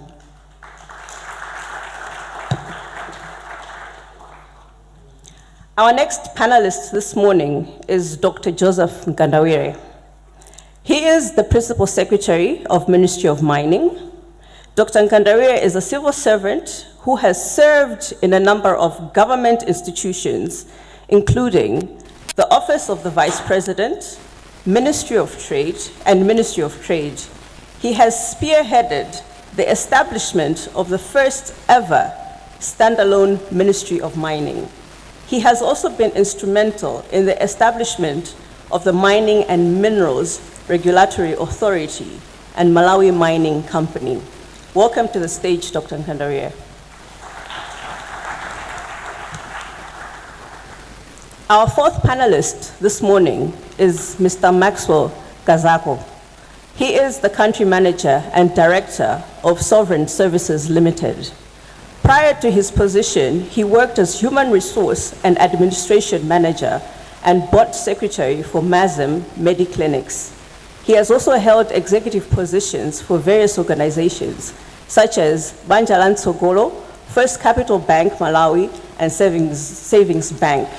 Mr. Kazako holds a Bachelor of Arts in Human Resources Management from the University of Malawi, a diploma in business administration from MUBAS, and he is currently studying his MBA with ESAMI. Mr. Kazako, join us on the stage, please. Last but not least, I would like to introduce Mr. Enoch Kondowe. Mr. Enoch Kondowe is the head of investment banking for Standard Bank. He has experience in advisory and funding large corporates across the energy and infrastructure sector, mining, and also in agriculture and telecoms. Mr. Kondowe, welcome to the stage.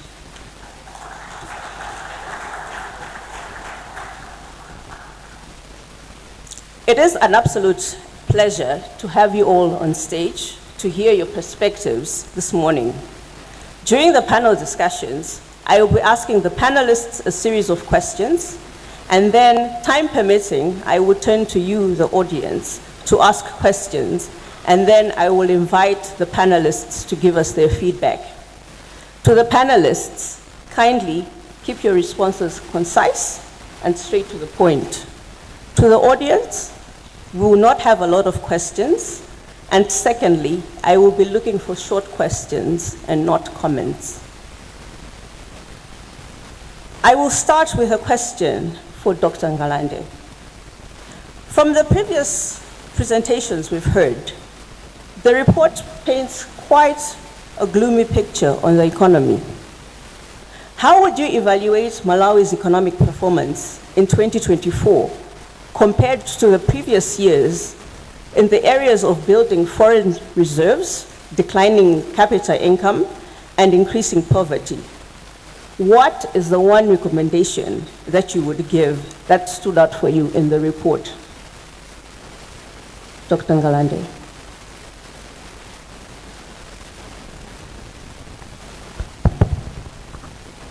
Thank you very much, moderator, for that very difficult question.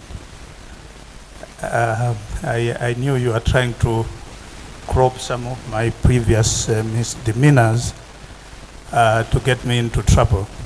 Honorable ministers and all protocols observed, I think we are all agreed, and the presentation was clear, the performance of the economy has been dismal in 2024. I think the reasons have been highlighted in the report, and they point to the fact that we probably did nothing to stem the tide against the deterioration in the macroeconomic situation of the country. So many things went wrong, some of which we should have prepared for, but we did not. So one thing that came out very clear is 2024 was a lost year in terms of macroeconomic performance. The foreign exchange situation is probably the tip of the iceberg.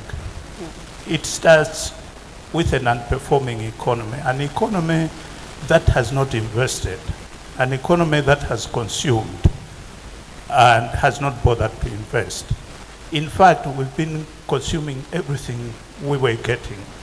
From farming, we were just consuming, not adding value, not exporting. From donor support, we've just been consuming and not really directing it into investment. So for me, I would say it was a lost year, and I think we need to probably reboot and start to look at issues in a much more critical and serious manner. Otherwise, this economy is going into a hyperinflation mode, and the signs are there. So that's where I would begin. I hope that at least casts the net wide enough. Thank you. No, thank you. So I would like to turn to you, Ms. Kambalame. How would you evaluate Malawi's economic performance in 2024 compared to the previous years? So looking at the areas of Malawi's competitiveness in the market on government and private sector collaboration. So, and then what one recommendation would you say stood out for you? Thank you very much, June. I think picking up from where Dr. Ngalandi has stopped off, one signal that I would want to quote from the business sector is that 70% of the businesses in 2024 reported operating between 50 to 75% below of their capacity. That is a huge signal, and that is actually for even the companies that were operating over 75%.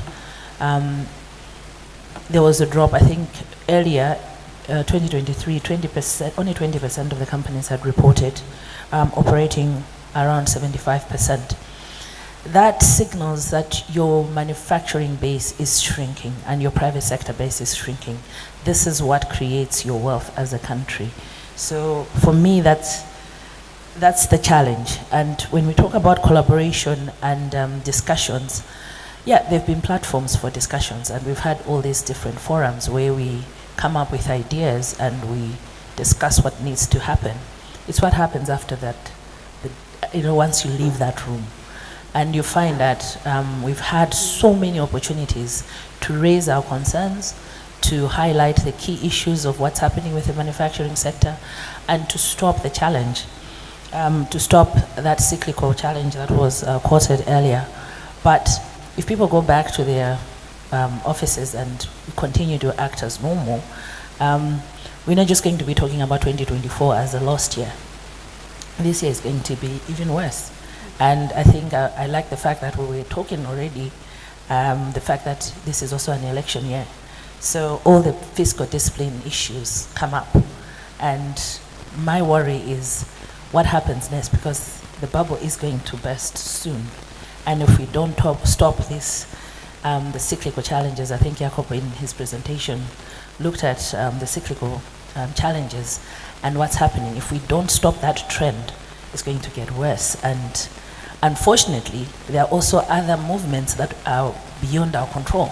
So yes, sometimes we do rely on donors, but as those countries are also rethinking their support, that purse continues to shrink.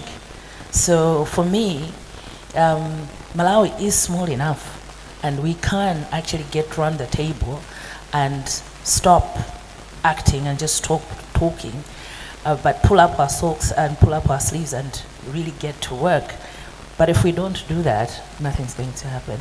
So I think for me, that's one of the issues that we see as the private sector saying, well, all these challenges, access to Forex, we're talking about fiscal indiscipline and all these issues, have to somehow, we need to find a way of stopping that. Thank you. So Mr. Kondoi, still on the same question. As someone coming from the banking sector, can you give us your perspective with reference to net remittances which have declined? What would be your one recommendation?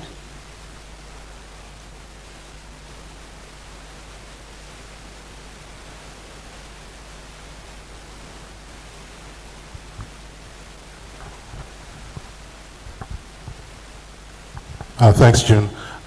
So I think it's quite clear that remittances are for the first time in the negative territory, which is quite dismal for the country.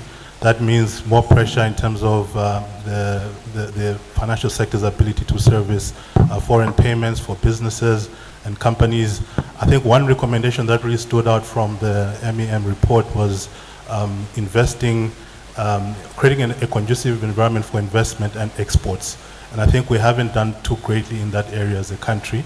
I would say we need more collaborative effort in terms of moving away from a predominantly consuming economy to a producing economy. There's no economy that has actually prospered through consumption, and we definitely need to produce more. And that speaks to the fact that we're still predominantly an agricultural economy, and which is still reliant on rain-fed agriculture, meaning we're one shock away, or one weather shock away from seeing food scarcity, high inflation, and further macroeconomic variables being affected. And I think that puts us in a very precarious situation as an economy. And it means we first of all have to fix our base. As much as we're talking about mining, there's still a lot of work that also needs action in the agricultural sector in terms of production. Our land is idle for half of the year. We need to invest more in irrigation. The mega farms that have been talked about through the ATM strategy, we as financiers definitely believe that that is the way to go to help bring our economy out of these doldrums and into a producing state where we're producing more exports and investing more for the economy, so that investors as well as the general population should see Malawi more favorably, and we'll start to see a reversal in the remittances leaving Malawi. As a result of that, the general economic climate and view and sentiment of the country will actually improve. Thanks, moderator. Thank you so much. I want to come back to you, Dr. Ngalande. Do you think it is possible to effectively manage budget deficits while ensuring adequate funding for critical public services? What would be the one change or one line item that you would hope to see in the forthcoming budget? Thank you very much. It is quite possible. There's so much wastage when you look at the way we execute our budget. If we can plug the holes, we should be able to have sufficient resources to fund everything that is critical. Our problem is that we are not serious about really plugging the holes. I don't want to talk about corruption, but just wastage within the critical public sectors is quite high. And that really limits the fiscal space. When we say we don't have fiscal space, it's not because we don't have enough resources. I mean, we have enough resources, but a lot of them just, disappear into thin air. They don't really help the economy. What would I want to see in the budget? I would want to see a zero deficit if it's possible. If not, then a significantly lowered deficit. I mean, you can't budget creating a deficit that you know is higher than the previous year, and you expect that things will work out. It's one thing, of course, to have the deficit come about because in the course of the year you're having to fund other things. But to actually start off by saying, I'm going to have a deficit of 1.3 trillion, I don't know what kind of budgeting that is. I think colleagues here who come from the private sector will tell you clearly, a budget that has a deficit is never passed by the board. You send it back and say, go and rework it. In government, we accept. And we say, because we have donors, they are going to fund, we are going to borrow, and so on. And it is the borrowing that has been pinpointed as the source of our problem. And we need to really deal with these issues. And they are within our capabilities. We shouldn't give up. They are within our capabilities. So if there was one line I would really watch out for is to see how the Minister of Finance is going to project his deficit. Is it going to be worse than last year? is it going to be better than last year? That will tell me exactly where we are going, and as the private sector representative said, you know, if we are really serious about assisting the private sector, let's stop government from taking all the resources into public sector consumption and really allow private sector to invest and grow the economy. Thank you. No, thank you so much. So I want to turn back to you, Ms. Kambalame. You've talked a bit on the foreign reserves. Would you mind sharing maybe just one or two ideas that you're hearing from some of your members from MCCCI that would help the economy get back on its track? Okay, I think we can all agree that the first thing that the private sector has been raising is, well, not control, make Forex accessible for production. So for me, some of the legislation that is being proposed to try and control actually creates a problem for the private sector, because you're also taking that resource from commercial banks and then you're asking the regulator to act as a bank. So that already tells you that that economy is going to have problems, because there is no clarity on how is it that private sector is going to be able to access that forex, to be able to buy the inputs and the raw materials that they need for production, to be able to generate the forex that we are trying to generate. So, because government is not going to be generating forex. We're trying to promote our ATM strategy, and I think one of the statistics that was given was 80% of the available credit is given to government. That leaves 20%. But at what cost as well? Because if you're investing in commercial agriculture, your returns are not going to be more than the rate of interest that the banks actually offer, or what government is offering. So it's more attractive to the banks to actually be lending to government than to production systems. So what ends up happening is that you continue to have thriving financial services, but that's not being backed up by any product. And when I look at Dr. Ngalande as my lecturer in my first year economics, he will tell you that that is a recipe for disaster, because you have too few goods that are being produced, so your economy is not being backed up by anything. But yeah, when you look at the figures, and I think last year everyone was excited when the banks were declaring their margins, and people were saying, oh yeah, maybe we're really making money, but at what cost? Because we're not creating anything to back up that money. So for me, I think those are some of the things that we have to really think about, and that collaboration and that strategic decision making will actually try and reverse the government-led consumption, to look at how do we encourage and create space for private sector investment, because we need to be purposeful in that agenda. We cannot continue to just consume, but if we are consuming, what are we creating? I'm excited about the Badamanga project, because those are the services that are needed for companies to be able to plan their production, knowing that they will have 18 hours or 24 hours of power. But if they can't even plan on the electricity supply, and they have to think about diesel, and then now you can't even buy diesel in, you need to have a permit, or it's also being controlled, it creates chaos for production. So for me, I think, yeah, you wanted 2 or 3 things. Yes. I've tried to limit it, but you can see the array of the challenges that are being faced by the private sector, and but we need that private sector to be functional for us to address these forex issues. There's no other magic bullet to address the forex issues. Thank you. No, thank you so much for that. So maybe just going to Mr. Kondoe, in addition to what Ms. Kambalame has said, from your perspective as head of investment banking, when it comes, what is your number one concern when it comes to this, as it affects, does it affect your investment banking business? Most definitely. As investment banking, we're mandated to provide advisory as well as funding to medium and large corporates in Malawi. And what we've noticed in the past couple of years with the growing scarcity of forex, also the fact that there's a huge misalignment between the official and para market rate, a couple of fiscal slippages as well, which have sort of exacerbated some issues like fuel. It's really affected the investors' appetite to come and invest in Malawi. We've seen quite a lot of slowdown in some greenfield projects that were supposed to come online, and investors also growing cold feet to commit to investing in Malawi.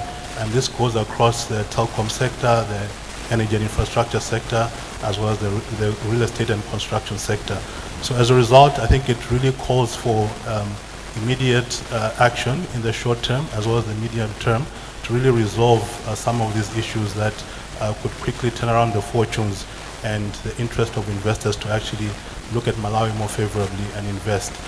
Because the long-term cost of us not taking action immediately to solve some of these problems is really costing the country quite a lot of potential FDI that could have created jobs and improved the livelihoods of a lot of Malawians. So maybe I can just pause there in terms of that. Okay, no, thank you so much, Dr. Nkandaria and Mr. Kazako. We haven't heard from you. So maybe I'll just quickly switch to the mining sector, which is our special topic this morning. So my first question will be directed to you, Dr. Nkandaria. You as the principal of Ministry of Mining, what would you consider to be the single biggest challenge to the development of the mining sector in Malawi? This is including managing expectations, so looking at socio-economic side of things. Thank you so much, moderator, cabinet ministers, and country manager. Yeah, just to indicate that mining is still a greenfield area. It's relatively new, and you cannot say we are at any level of mining. And the challenges are many, but you've said I should just single one. In terms of singling one challenge, I think to me, exploration and mining infrastructure, this could be one. Although Malawi is rich in mineral resources, limited geological data is a challenge. We should appreciate what the World Bank did to us by offering resources to conduct the geophysical survey, the famous Kauniuni.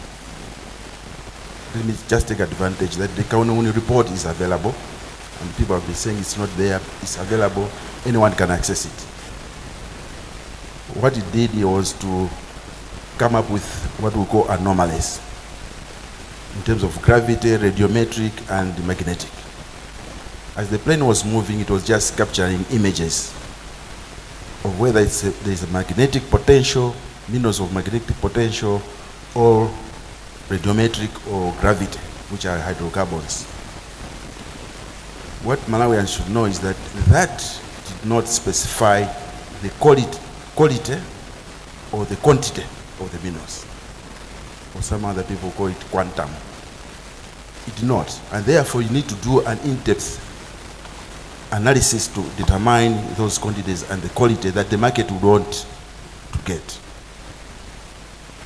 So I think without that data, what is happening is that investors, they are doing this work on themselves.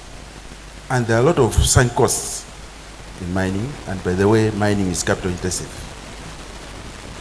Though there are sunk costs, in terms of the profit and loss account, there are what we call recoverable costs in terms of the Taxation Act. They are supposed to recover those. And when you are recovering these sunk costs, you are eroding the tax base, and therefore the government doesn't get much. So what is required is to have data, geoscientific data, geochemistry data, and so on and so forth, so that when an investor comes, you just hand over straight away. In terms of managing expectations, I just want to indicate that because of limited knowledge of geology in this country, people have got high expectations. Mining has got a cycle, mining cycle, and the people in Malawi, the communities in Malawi, they're expecting, even when a company is doing, they're expecting benefits even when the company is doing exploration. When a company is doing exploration, it doesn't earn any decent income. And therefore, those expectations sometimes they scare away the investors. So I think what we need to do as government is to go out and engage the community so that they know the mining cycle.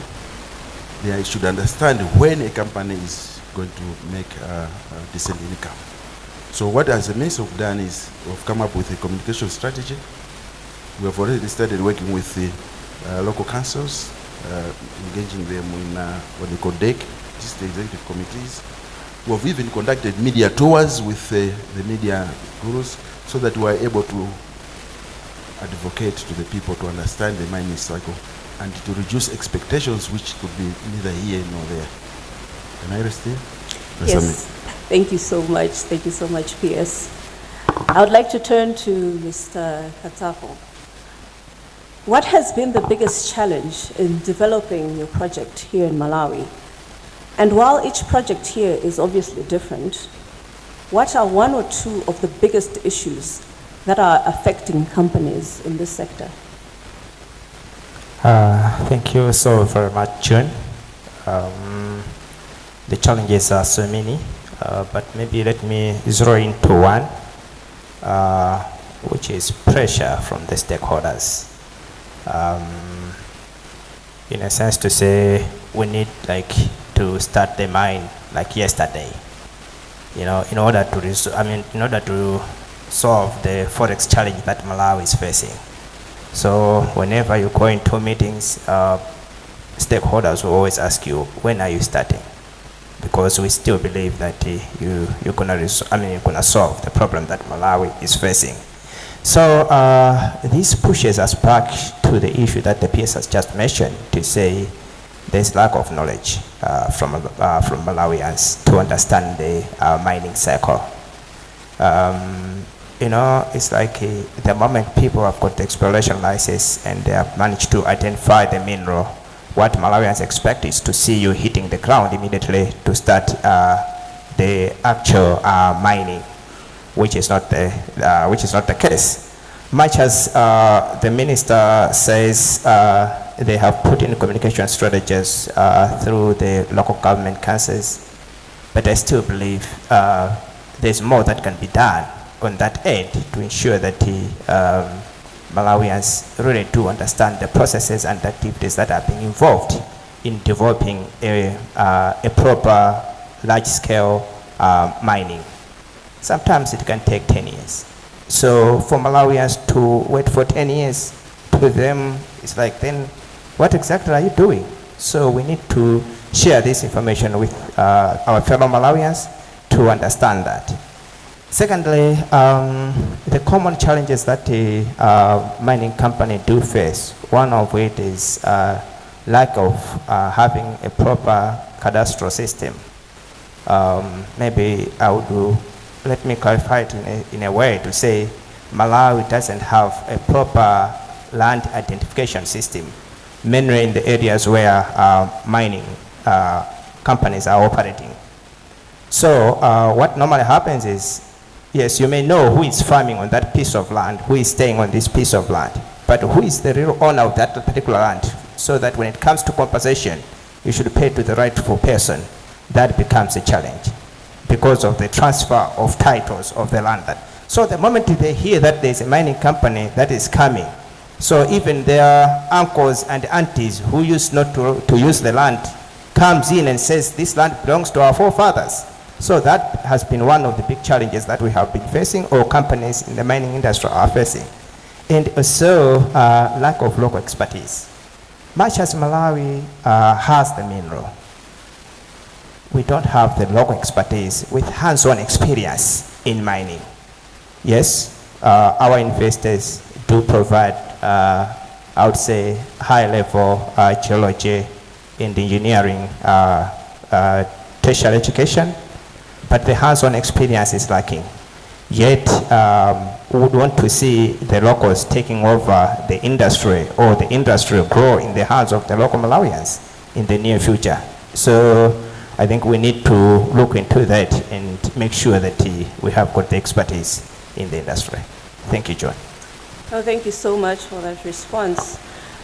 Ms. Kambame, I'd just like to hear your views in terms of what you would consider as the biggest challenge to the development of the mining sector. What one policy change would you have as the most significant to make a positive change in the sector?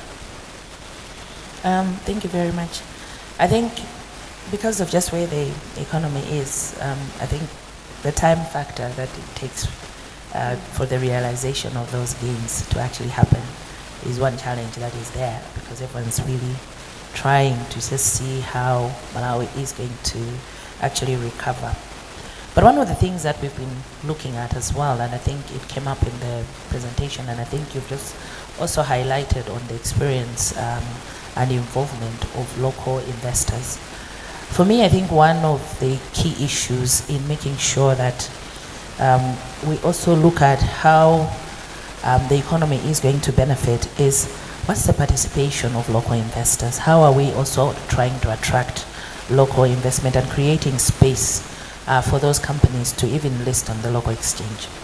I think we can all agree there was a promotion video that was circulating on social media where Sovereign Metals were trying to also try and promote the project internationally. But because of the audience that they were talking to, there was a lot of euphoria and well, how is it that Malawi is going to benefit and all that.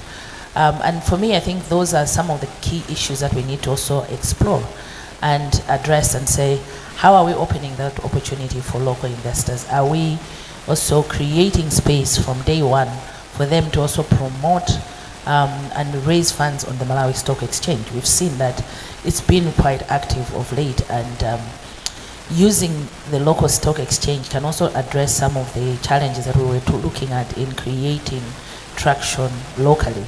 Because when you actually have some of the local people, say 20% of that holding under the Malawi Stock Exchange, it guarantees a seat on that. And these would be business people that have experience in understanding the tax laws in Malawi and looking at how Malawi economy operates. And that also helps to, in a way, create a platform where we can also have more traction locally and also create that opportunity for experience apart from just looking at the technical skills that you need to run a mining company. But you also have some skills locally, so you're not forced to just bring in expatriates. But with that local ownership, it helps to also ensure and sometimes also bring comfort, because I think one of the issues that has been that is that misunderstanding that all the benefits are actually going to belong to others, and this is our land. This is something that belongs to us as Malawians. But there's a way to be able to do that by increasing opportunities to actually also raise capital on the local stock exchange. So for me, those are some of the things that I would like to see to just create that space where we can create opportunities to raise capital on the local stock exchange, because that also gives Malawians stake, apart from the normal stake that is given to government as part of that mining development agreement. Because at the end of the day, you find that probably the actual capital gains will take longer if it is just shareholding that is provided, because you have to then reduce the taxes, as you were saying. It takes a while for government to actually start to realize the benefits. But if you're also raising capital locally, some of those benefits and the profits that are being made would actually accrue locally earlier. So those would be some of the things that I'd say. Thank you, John. No, thank you so much. Mr. Enoch Kondoe, as someone who looks at investments also in the mining sector, would you have any views to add to what Ms. Kambame has just said? Yes, definitely. I think Ms. Kambame has positioned it really well. But what I would add is that it would be really nice to adopt sort of a framework approach to how the mining sector works.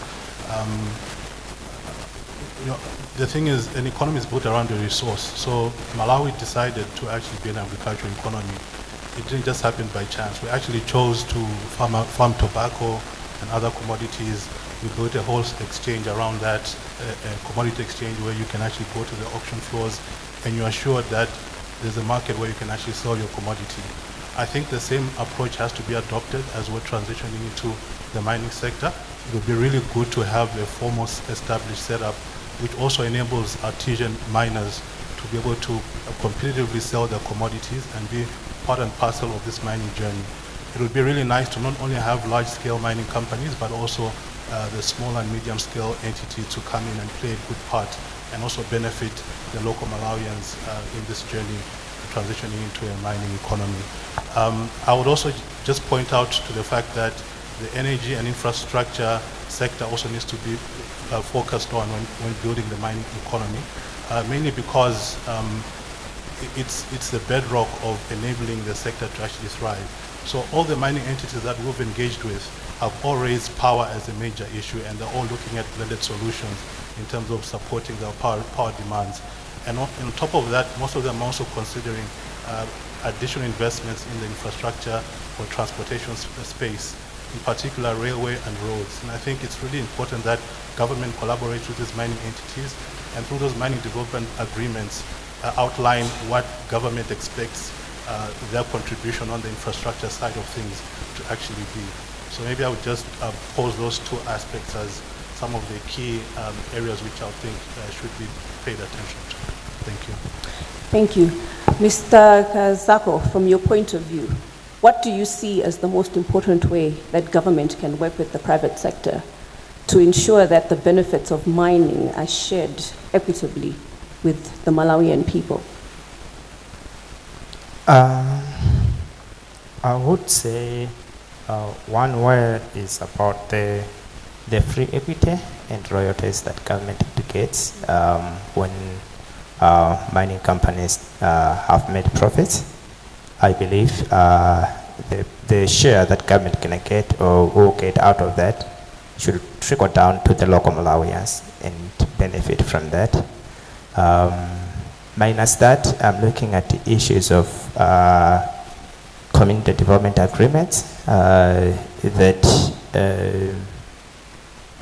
are normally facilitated by the companies themselves and the government representatives through the ministry and the community at large, to make sure that the community focus should the community should focus mainly on infrastructures and key other facilities, you know, in that. Otherwise, I mean, in so doing, we'll make sure that the Malawians really benefit from that. Minus that, yes, the issues of corporate social responsibility also contribute to the same, to make sure that the Malawians do benefit from these private sectors. But for all these things to be properly implemented, it means government through different ministries should really make sure that whatever has been discussed and agreed has been implemented. So monitoring is one of the key areas that government should take heed on to ensure that the Malawians are indeed benefiting. Because you know, like 0.045 of the revenue is supposed to go to the community, you know. So that has to be really checked, and communities should really benefit from that. So I would mention those as some of the ways that government can work with the private sector. And what would you say is your biggest concern regarding the current permitting process and mining development agreement negotiations? Okay, thanks, John. One of it, I'll mention about the communication between government departments has been one of the challenges that I would want to highlight in facilitating MDAs. You know, recently we all heard that some 2 mining companies signed their MDAs, but they had to sign the MDAs after 2 years of negotiations. Yet we are in the ATM strategy. We are trying to implement ATM strategy. So if negotiations of an MDA is taking 2 years, then when do we expect the company to start the actual mining? So I believe government ministries can do well on this. Maybe 3 to 6 months should be reasonable enough to make sure that MDAs have been negotiated and signed.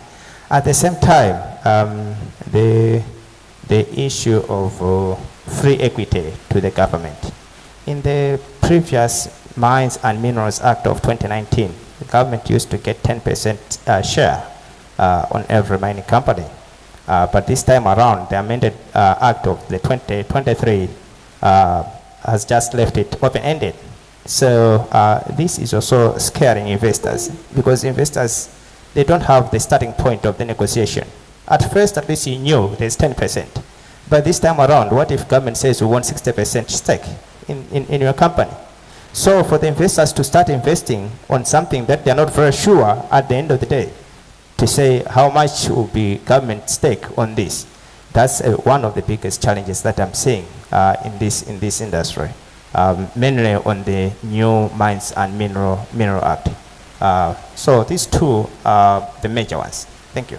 No, thank you so much. Dr. Kandawire, as peers of mining, what do you see as the top priority or the most important next step for the ministry to help expedite the negotiations of the MDAs and issuing of the mining permits?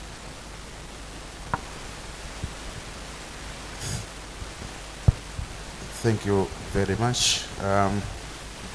I think before I tackle the question, let me just drive some comfort to my sister here, that in the two mining agreements that we have signed, all of them they will be required to list on our Malawi Stock Exchange.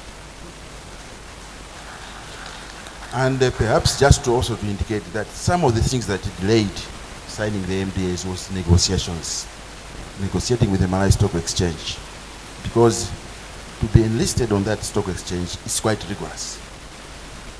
In any case, one thing that you need to do is to have audited accounts for 3 years.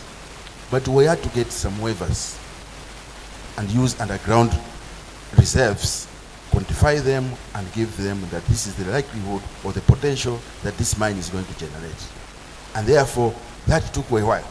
Secondly, negotiation, it means both sides want to have a win-win situation.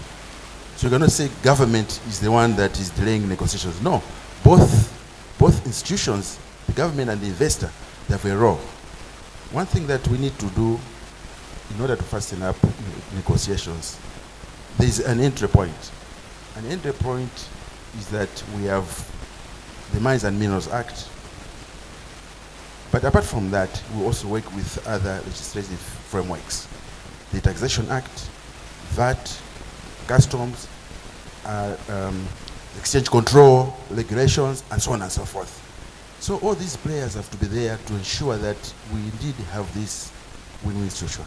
Secondly, there's need for us to understand what is contained in an MDA. One is technical. The mineralization itself, we're going to mine, waste disposal, and so on and so forth. After that, you need to look at the legal aspect.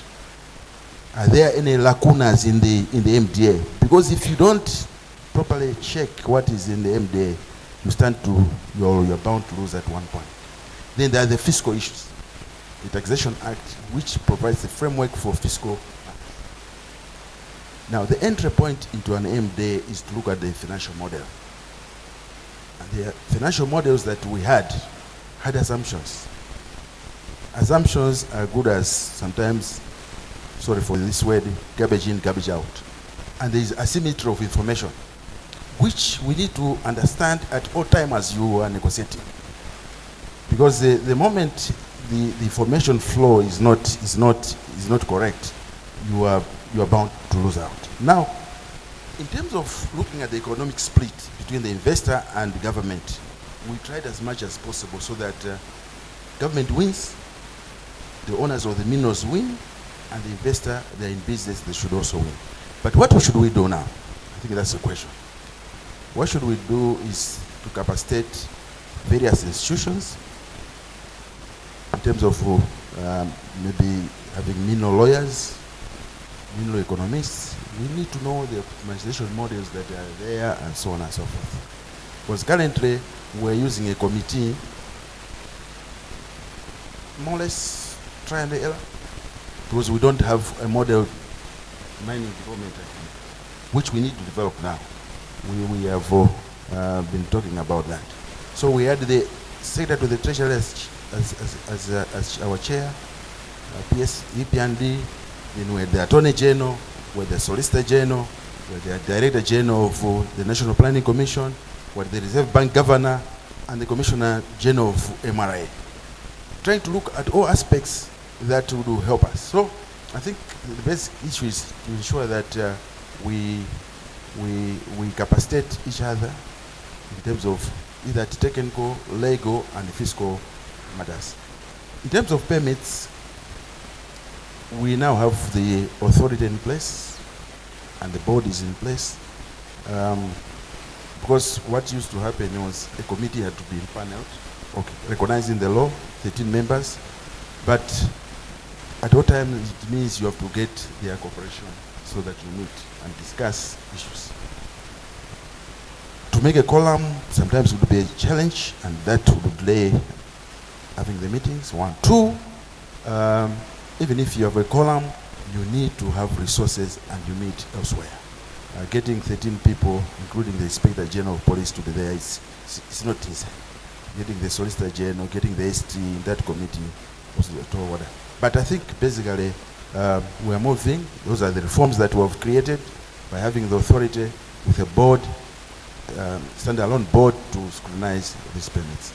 And in any case, the Mines and Minerals Act, I can't remember the section, talks about the period that when the board has met or the Mineral Resources Committee has met, that time the minister had to approve within 45 days. But perhaps people don't read the act and therefore. But I think we need to read these pieces of legislation so that we know what we are doing. I submit. Thank you so much. I want to circle back to you, Dr. Ngalande. We haven't heard from you in a while. But quickly, what is your view on managing expectations of the mining sector's ability to deliver immediate socioeconomic benefits? Thank you very much for that question. I would say transparency is key. I think a lot of Malawians feel things are being done in the dark and you know, they're not made aware of what is going on. I like what the PS has said. I think if all those were laid bare, people would understand what is involved in actually coming up with a mining project that starts its work. But insofar as people don't get information, and I think Ms. Kampalam here talked about the expectations that people have when they watch maybe things on social media. Now, this wasn't something which was unreal. It was something that happened. A meeting of investors happened, and people were questioning, where was government? Where was a Malawian representative? Real questions that I think Malawians are entitled to ask. So I would say if there was transparency in explaining all this, and I think the mechanism that the PS has outlined, if people were to understand it, I think a lot of us would lower our expectations and say, hey, we have another 15 years to wait before we can see any flows of revenue from mining. I also like something that I think the PS has touched on, capacity building. We are very poor at contract negotiation. I'm sorry, PS, but I have great respect for the team that sits down. But I think we do need a specialized group of contract negotiators, because we are going into a field where we have very little capacity. And the people that will be sitting across the table from are people that have been doing it for years. So we too need to capacitate our people. If it's lawyers, let them be properly trained in what goes on in negotiating for mining contracts. If they are MRA, taxation training, particularly with respect to how you collect revenues from mining, Talk about royalties. Who exactly receives those royalties, and how do they account for them? I don't want my MP receiving the royalties on behalf of my constituency, and then I don't know what he does with it. So can we be clear on how royalties are paid? To whom are they paid? Because if the mine is sitting on my grandfather's land, you can't deny me expecting something from there. Because I've had to give up something, I must receive something. So these are some of the things that I think if they were done in the open, I think a lot of us would lower our expectations and be realistic about when to expect, what to expect. Thank you very much. Oh, thank you so much. My last question before I turn to the audience is to you, Dr. Gandawire. As the PS, considering when you're starting a new year, what is your top priority at the ministry in the first quarter of 2025? What one action should the people here expect to see to happen in the next few months? Moderator, if you had said it true. Just one. All right, so I think the most important thing is we need to go into mining. And really, we have signed the mining development agreements, and we have the action plans with the key deliverables. I want to see to it that Kairekera with Lotus, they start mining by June as complete. We have indicated that the first drum of the yellow cake will be delivered in June. Of course, currently, we've been doing a lot of work. You know that machinery has been under care and maintenance for 10 years. It's like a vehicle just sitting there. So they've been doing the refurbishment of the refinery, water rectification system, sewage system, flotation dams, and so on and so forth. And just also to indicate to Malawians who are here and watching us, Lotus has employed 180 people currently who are working at that place. And also, just to indicate that this quarter I would like to see Malawi will be mining heavy mineral sands in Makanchira. We've had a lot of discussions with Minister of Energy, with the lake services, and the rail services. Because the road from Mangochi to Makanchira, this other part of the country, about 101, the 2 or 3 bridges were washed away during the second flooding.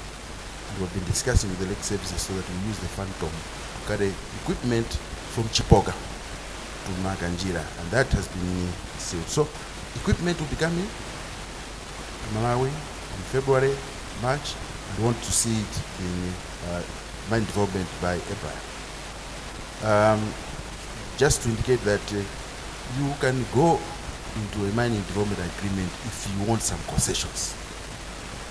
And it's provided there that the Minister of Mining will enter into a mining development agreement if an investor wants concessions. But if you don't want any concessions, you go it and you follow the laws that Malawians provide. So Malawi is one of them. They will follow all the laws that are prevailing, the Taxation Act and so on and so forth.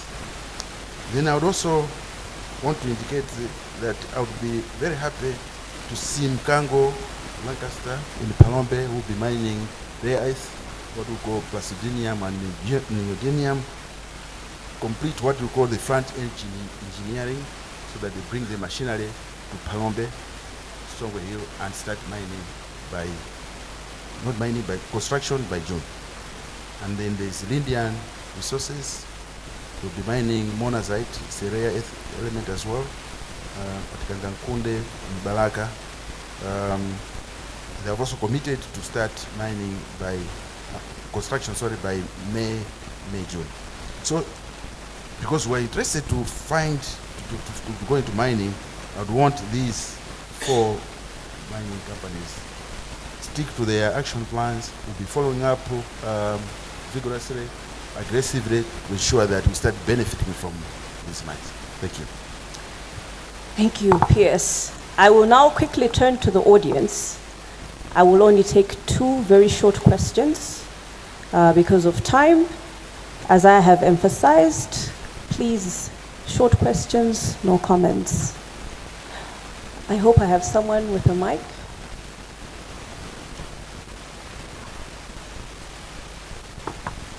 We can start with a question from there, and maybe just one at the back there.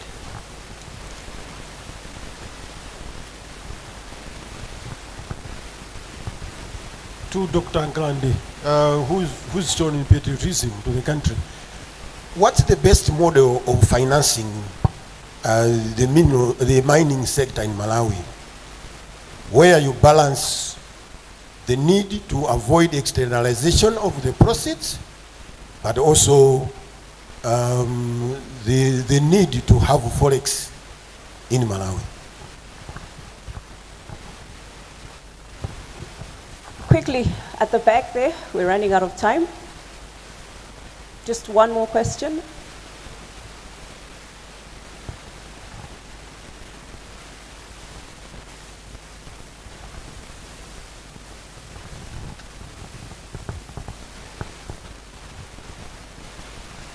Thank you so much. I'm Noah Rizigoa, representing ICAM.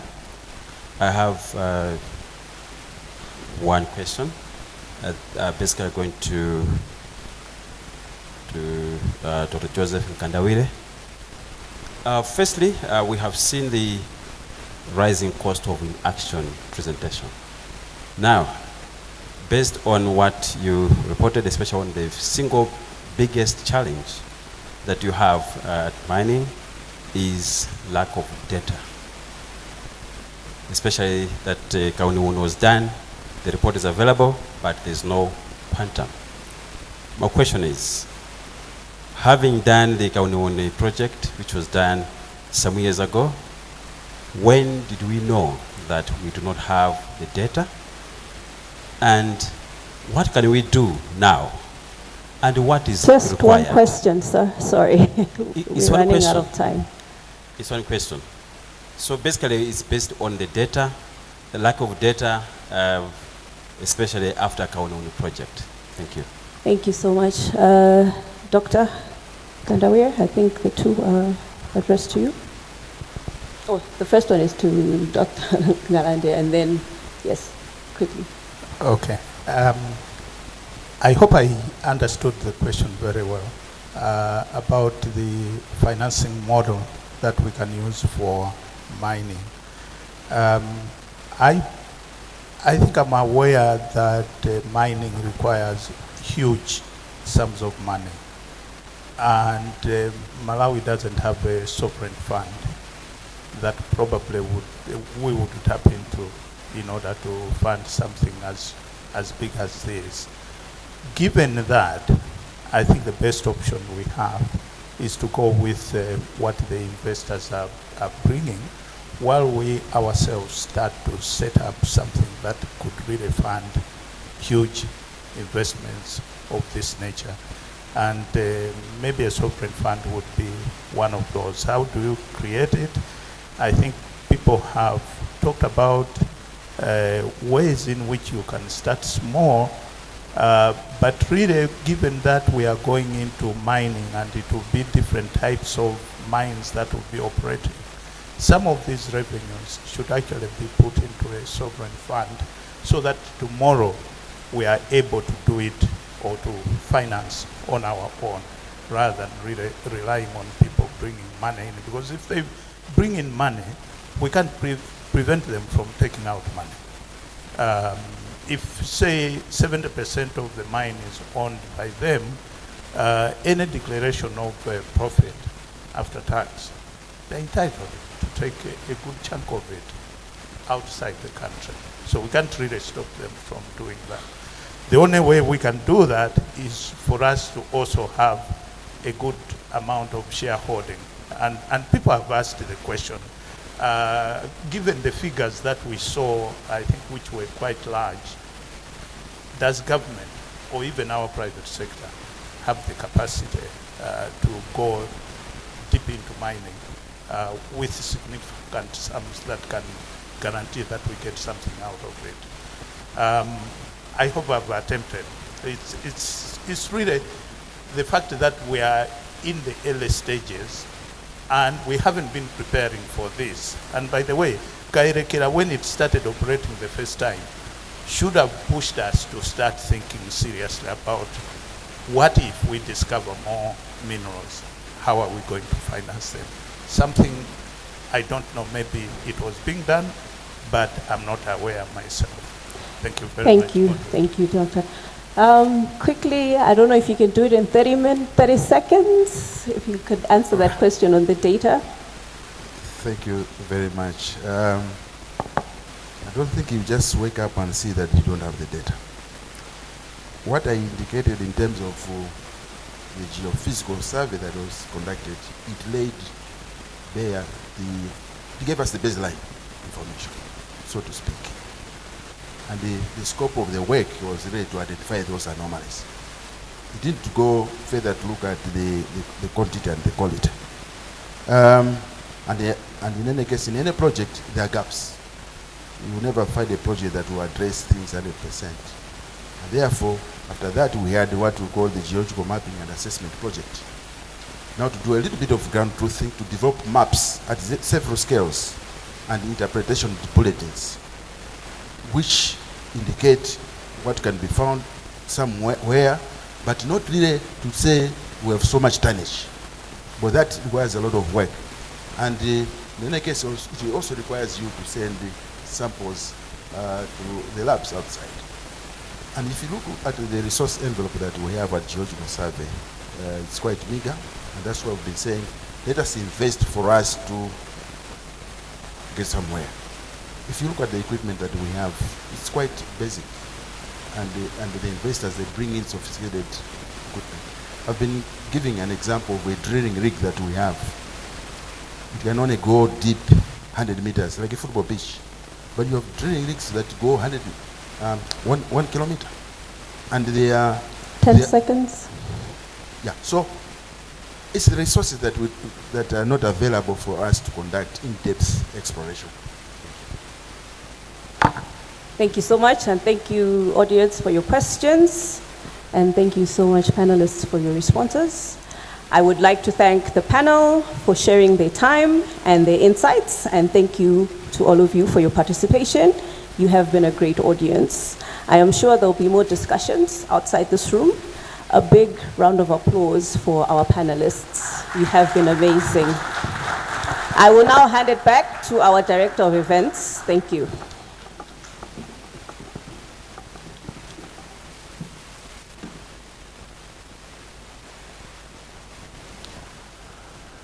Thank you so much, our panelists, our moderator, for taking us through the panel discussion. I'm sure it opened up quite a lot of information, a lot of issues for us to take home, and they were quite insightful. Can we give them a round of applause again?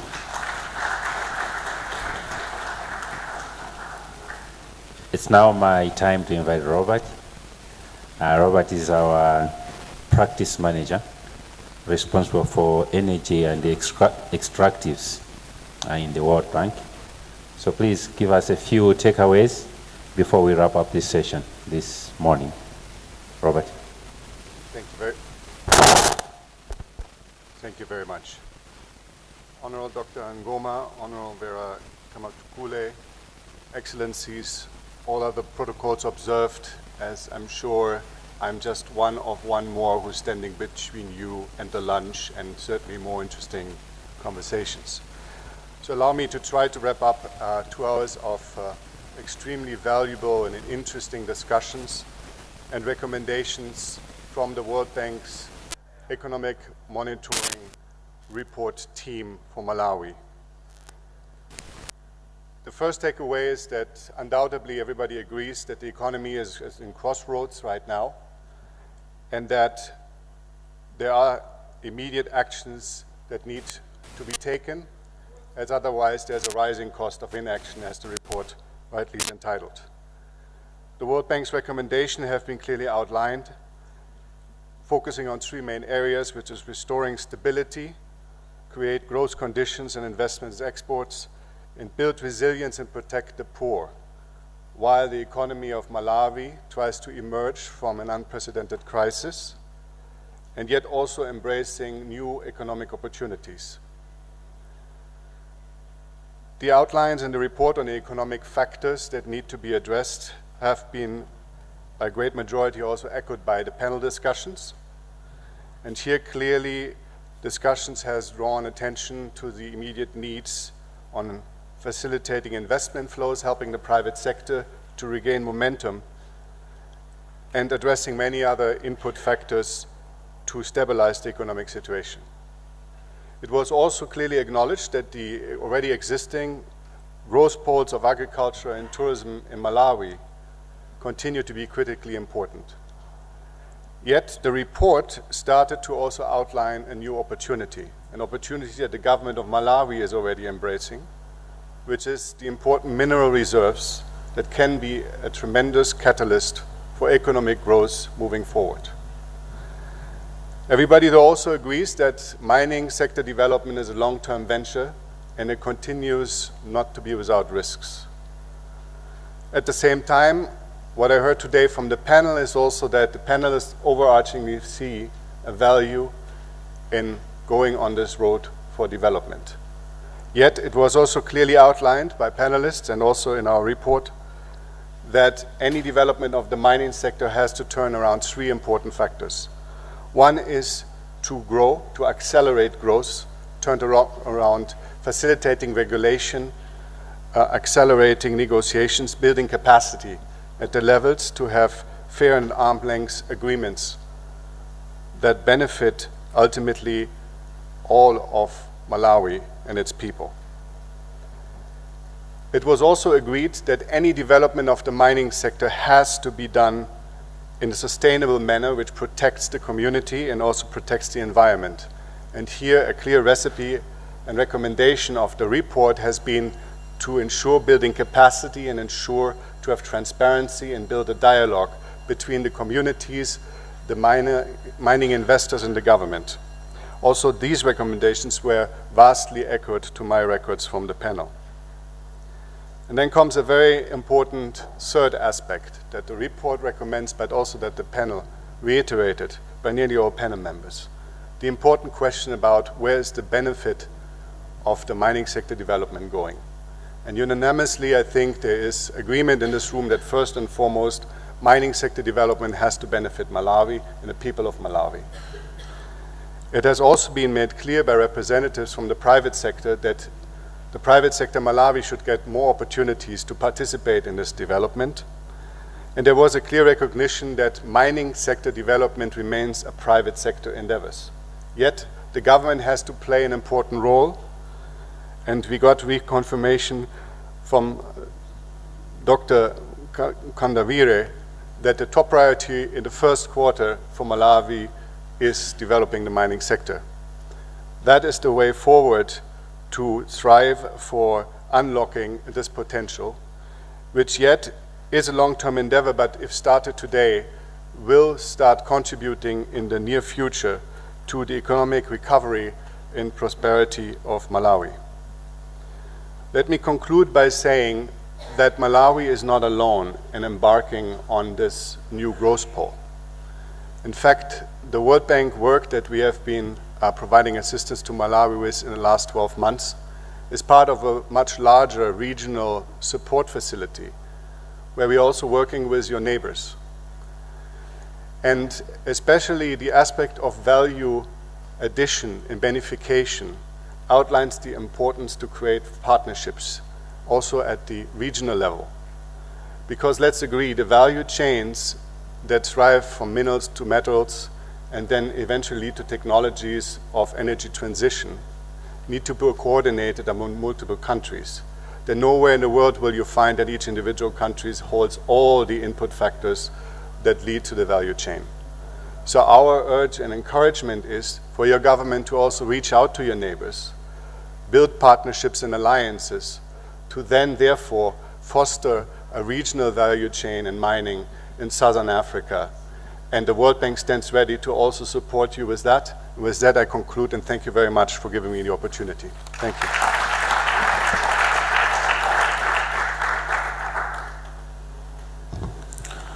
Thank you so much, Robert, for those takeaway messages. As we conclude, I would like to invite Firas Rad, the World Bank Country Manager, to give us the closing and concluding remarks for our event this afternoon. Firas.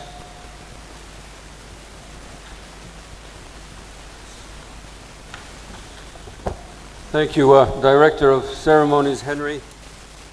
And thank you, Honorable Cabinet Ministers and distinguished guests and colleagues from within the bank. Thank you so much for gracing us with your presence and your participation today. It really means a lot to us. Allow me just to make 3 quick points. The first is a vote of thanks, as we say here in Malawi, to everyone in this room, particularly the government. We worked very closely with the Ministry of Finance and Economic Affairs, with the Central Bank, with the Ministry of Mining, with many, many different stakeholders in government to prepare this report and to organize this launch, and we couldn't have done it in isolation. So thank you for the partnership, and thank you for the trust and confidence. I'd like to also pay tribute to our wonderful panelists today, and if I could ask everyone just to thank them for their participation and the illuminating discussions. And I would also like to recognize our partners in the development space, the excellencies, the ambassadors, the heads of cooperation who joined us here today. I hope we are not alone in this journey. We look to you to join us in our effort to support the government develop this sector. So hopefully, as the Honorable Minister said, it's a whole of country and a whole of development community responsibility to try to grow this sector in a responsible and sustainable way. And my last vote of thanks is to the broader public and the private sector. It's very important, particularly in this year, which is a threshold year for the country, that information is shared and that information is transparent and accurate so everybody can use it in the right way. With Robert's permission, I'd like to just reinforce 2 messages that he had mentioned and that were said during the course of the discussions. The first is this theme of this year being a critical juncture, and my colleague Jakob mentioned this in his remarks. We said in our own presentations and 6 months ago that 2023 was a strong year. 2024 has proven to be a lost year in terms of macroeconomic reforms. The question is, what will 2025 be? And that is, I think, a central challenge ahead of the government. Daisy made the point that we don't want it to be a year where the bubble bursts, because that has consequences that are far-reaching. And that is why we have urged for immediate and prompt action to try to stem the tide. And that is very important. The last point is this window of opportunity that Robert was mentioning. And Martin stressed the fact that this country is uniquely endowed, but that comes with a double blessing, as I said, because of these green minerals. But uncertainties pervade in this sector, as Martin stressed. And there are certain things within the government's control and certain things outside of that control. But action is needed now. And I think Martin laid out certain actions. But fundamentally, as was stressed, we are looking at a long-term development horizon, as Robert mentioned, 10 to 15 years. But it does start now. And as we say, that the end really depends on the beginning. There's this Latin phrase that I like, finis origin pendet. the end depends on the beginning, and we have to get the beginning right. Lastly, I'd like to say that this is not the end. Honorable Minister, we usually start with a main event, but we will be taking this MEM on a roadshow and going to different locations within the country to have this conversation with everyone. And we hope that all of you will take this messaging to your own homes, to your own families and communities, and also discuss what was shared today. But with that, it really was an honor to be with you this morning, and a big Zikomo Kombi.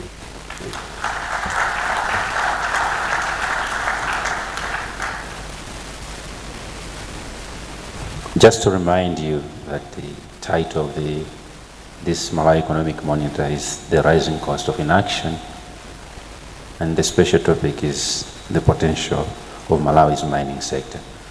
Honorable Minister, Dr. Kenneth Zikali Ngoma, MP, Minister of Mining, Honorable Vera Kantukule, Minister of Tourism, Firas Rad, World Bank Country Manager, Your Excellencies, members of the diplomatic community and all development partners, principal secretaries, senior government officials, Robert Scottler, Global Practice Manager for Energy and Extractives, private sector, civil society, academia, and the media, our distinguished panelists and the moderator, colleagues from the World Bank, distinguished participants. This marks the end of our engagement and presentation session of the 20th edition of the Malawi Economic Monitor. We thank you for taking the time to come with us.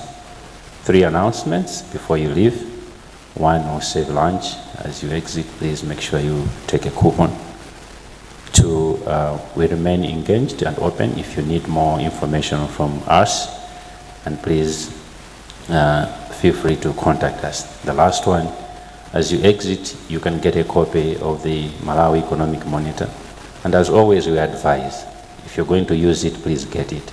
If you're not going to read it, please leave it for the next person to use it for the betterment of our course in printing. So thank you so much. Enjoy your lunch, and we continue to engage with you as we move forward. Thank you so much.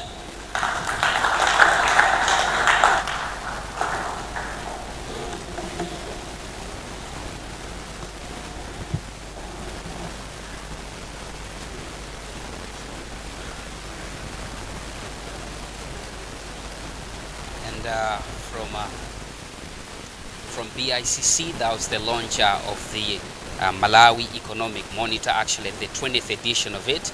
And I have with me my friend Franklin Mtambalika, who was also here, and would like to hear from him maybe some of the takeaways that he has actually gotten from the whole launch. Franklin, yes, what has been the takeaways that people can actually get from the whole launch? So from the look of things, a number of players came today to witness the launch of the report by the World Bank. And as you may be aware, the report comes twice a year. It's a biannual report. So it comes twice a year, and this is the first part. We should be experiencing another one, I think, later in the year 2025. Now, talking about the nitty-gritties of what has happened this morning, definitely as a country, we have a huge potential in the mining sector. And the ministry elaborated the same to say, as a country, we are sitting on various opportunities, which if well utilized, the country can transform, economically.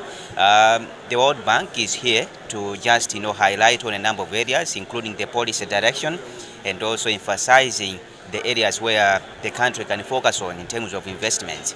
I've seen a number of players in the mining sector. They were here to appreciate what the contents of the World Bank report are all about, and also the issue of coordination. All right, so you heard the World Bank country manager, Firas Rad, talking about the mining sector as very critical because you may appreciate there have been a number of activities taking place in the country on a number of players really coming to say we have explored this area's potential of minerals, and if the minerals are sold to other countries, the country can find a lot of money. but we have ended at sample stage.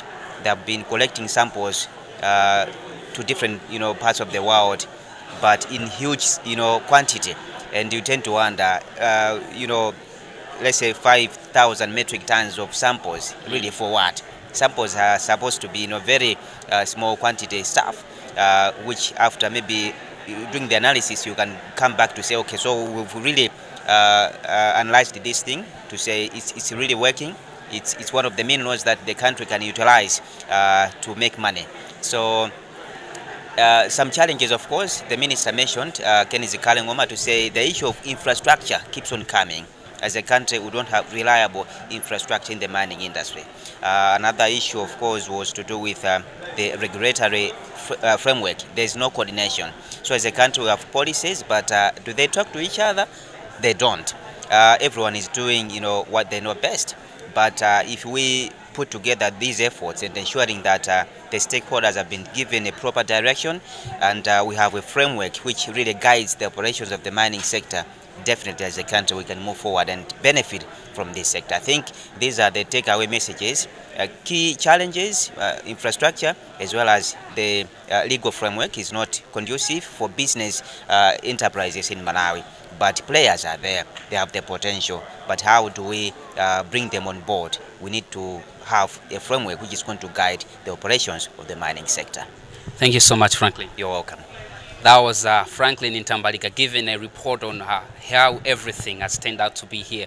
One of the things that I also caught from the panel discussion was to say there is a challenge in the mining sector, and that is unrealistic expectations. That is to say, people expect a lot from any information they hear about mining sector.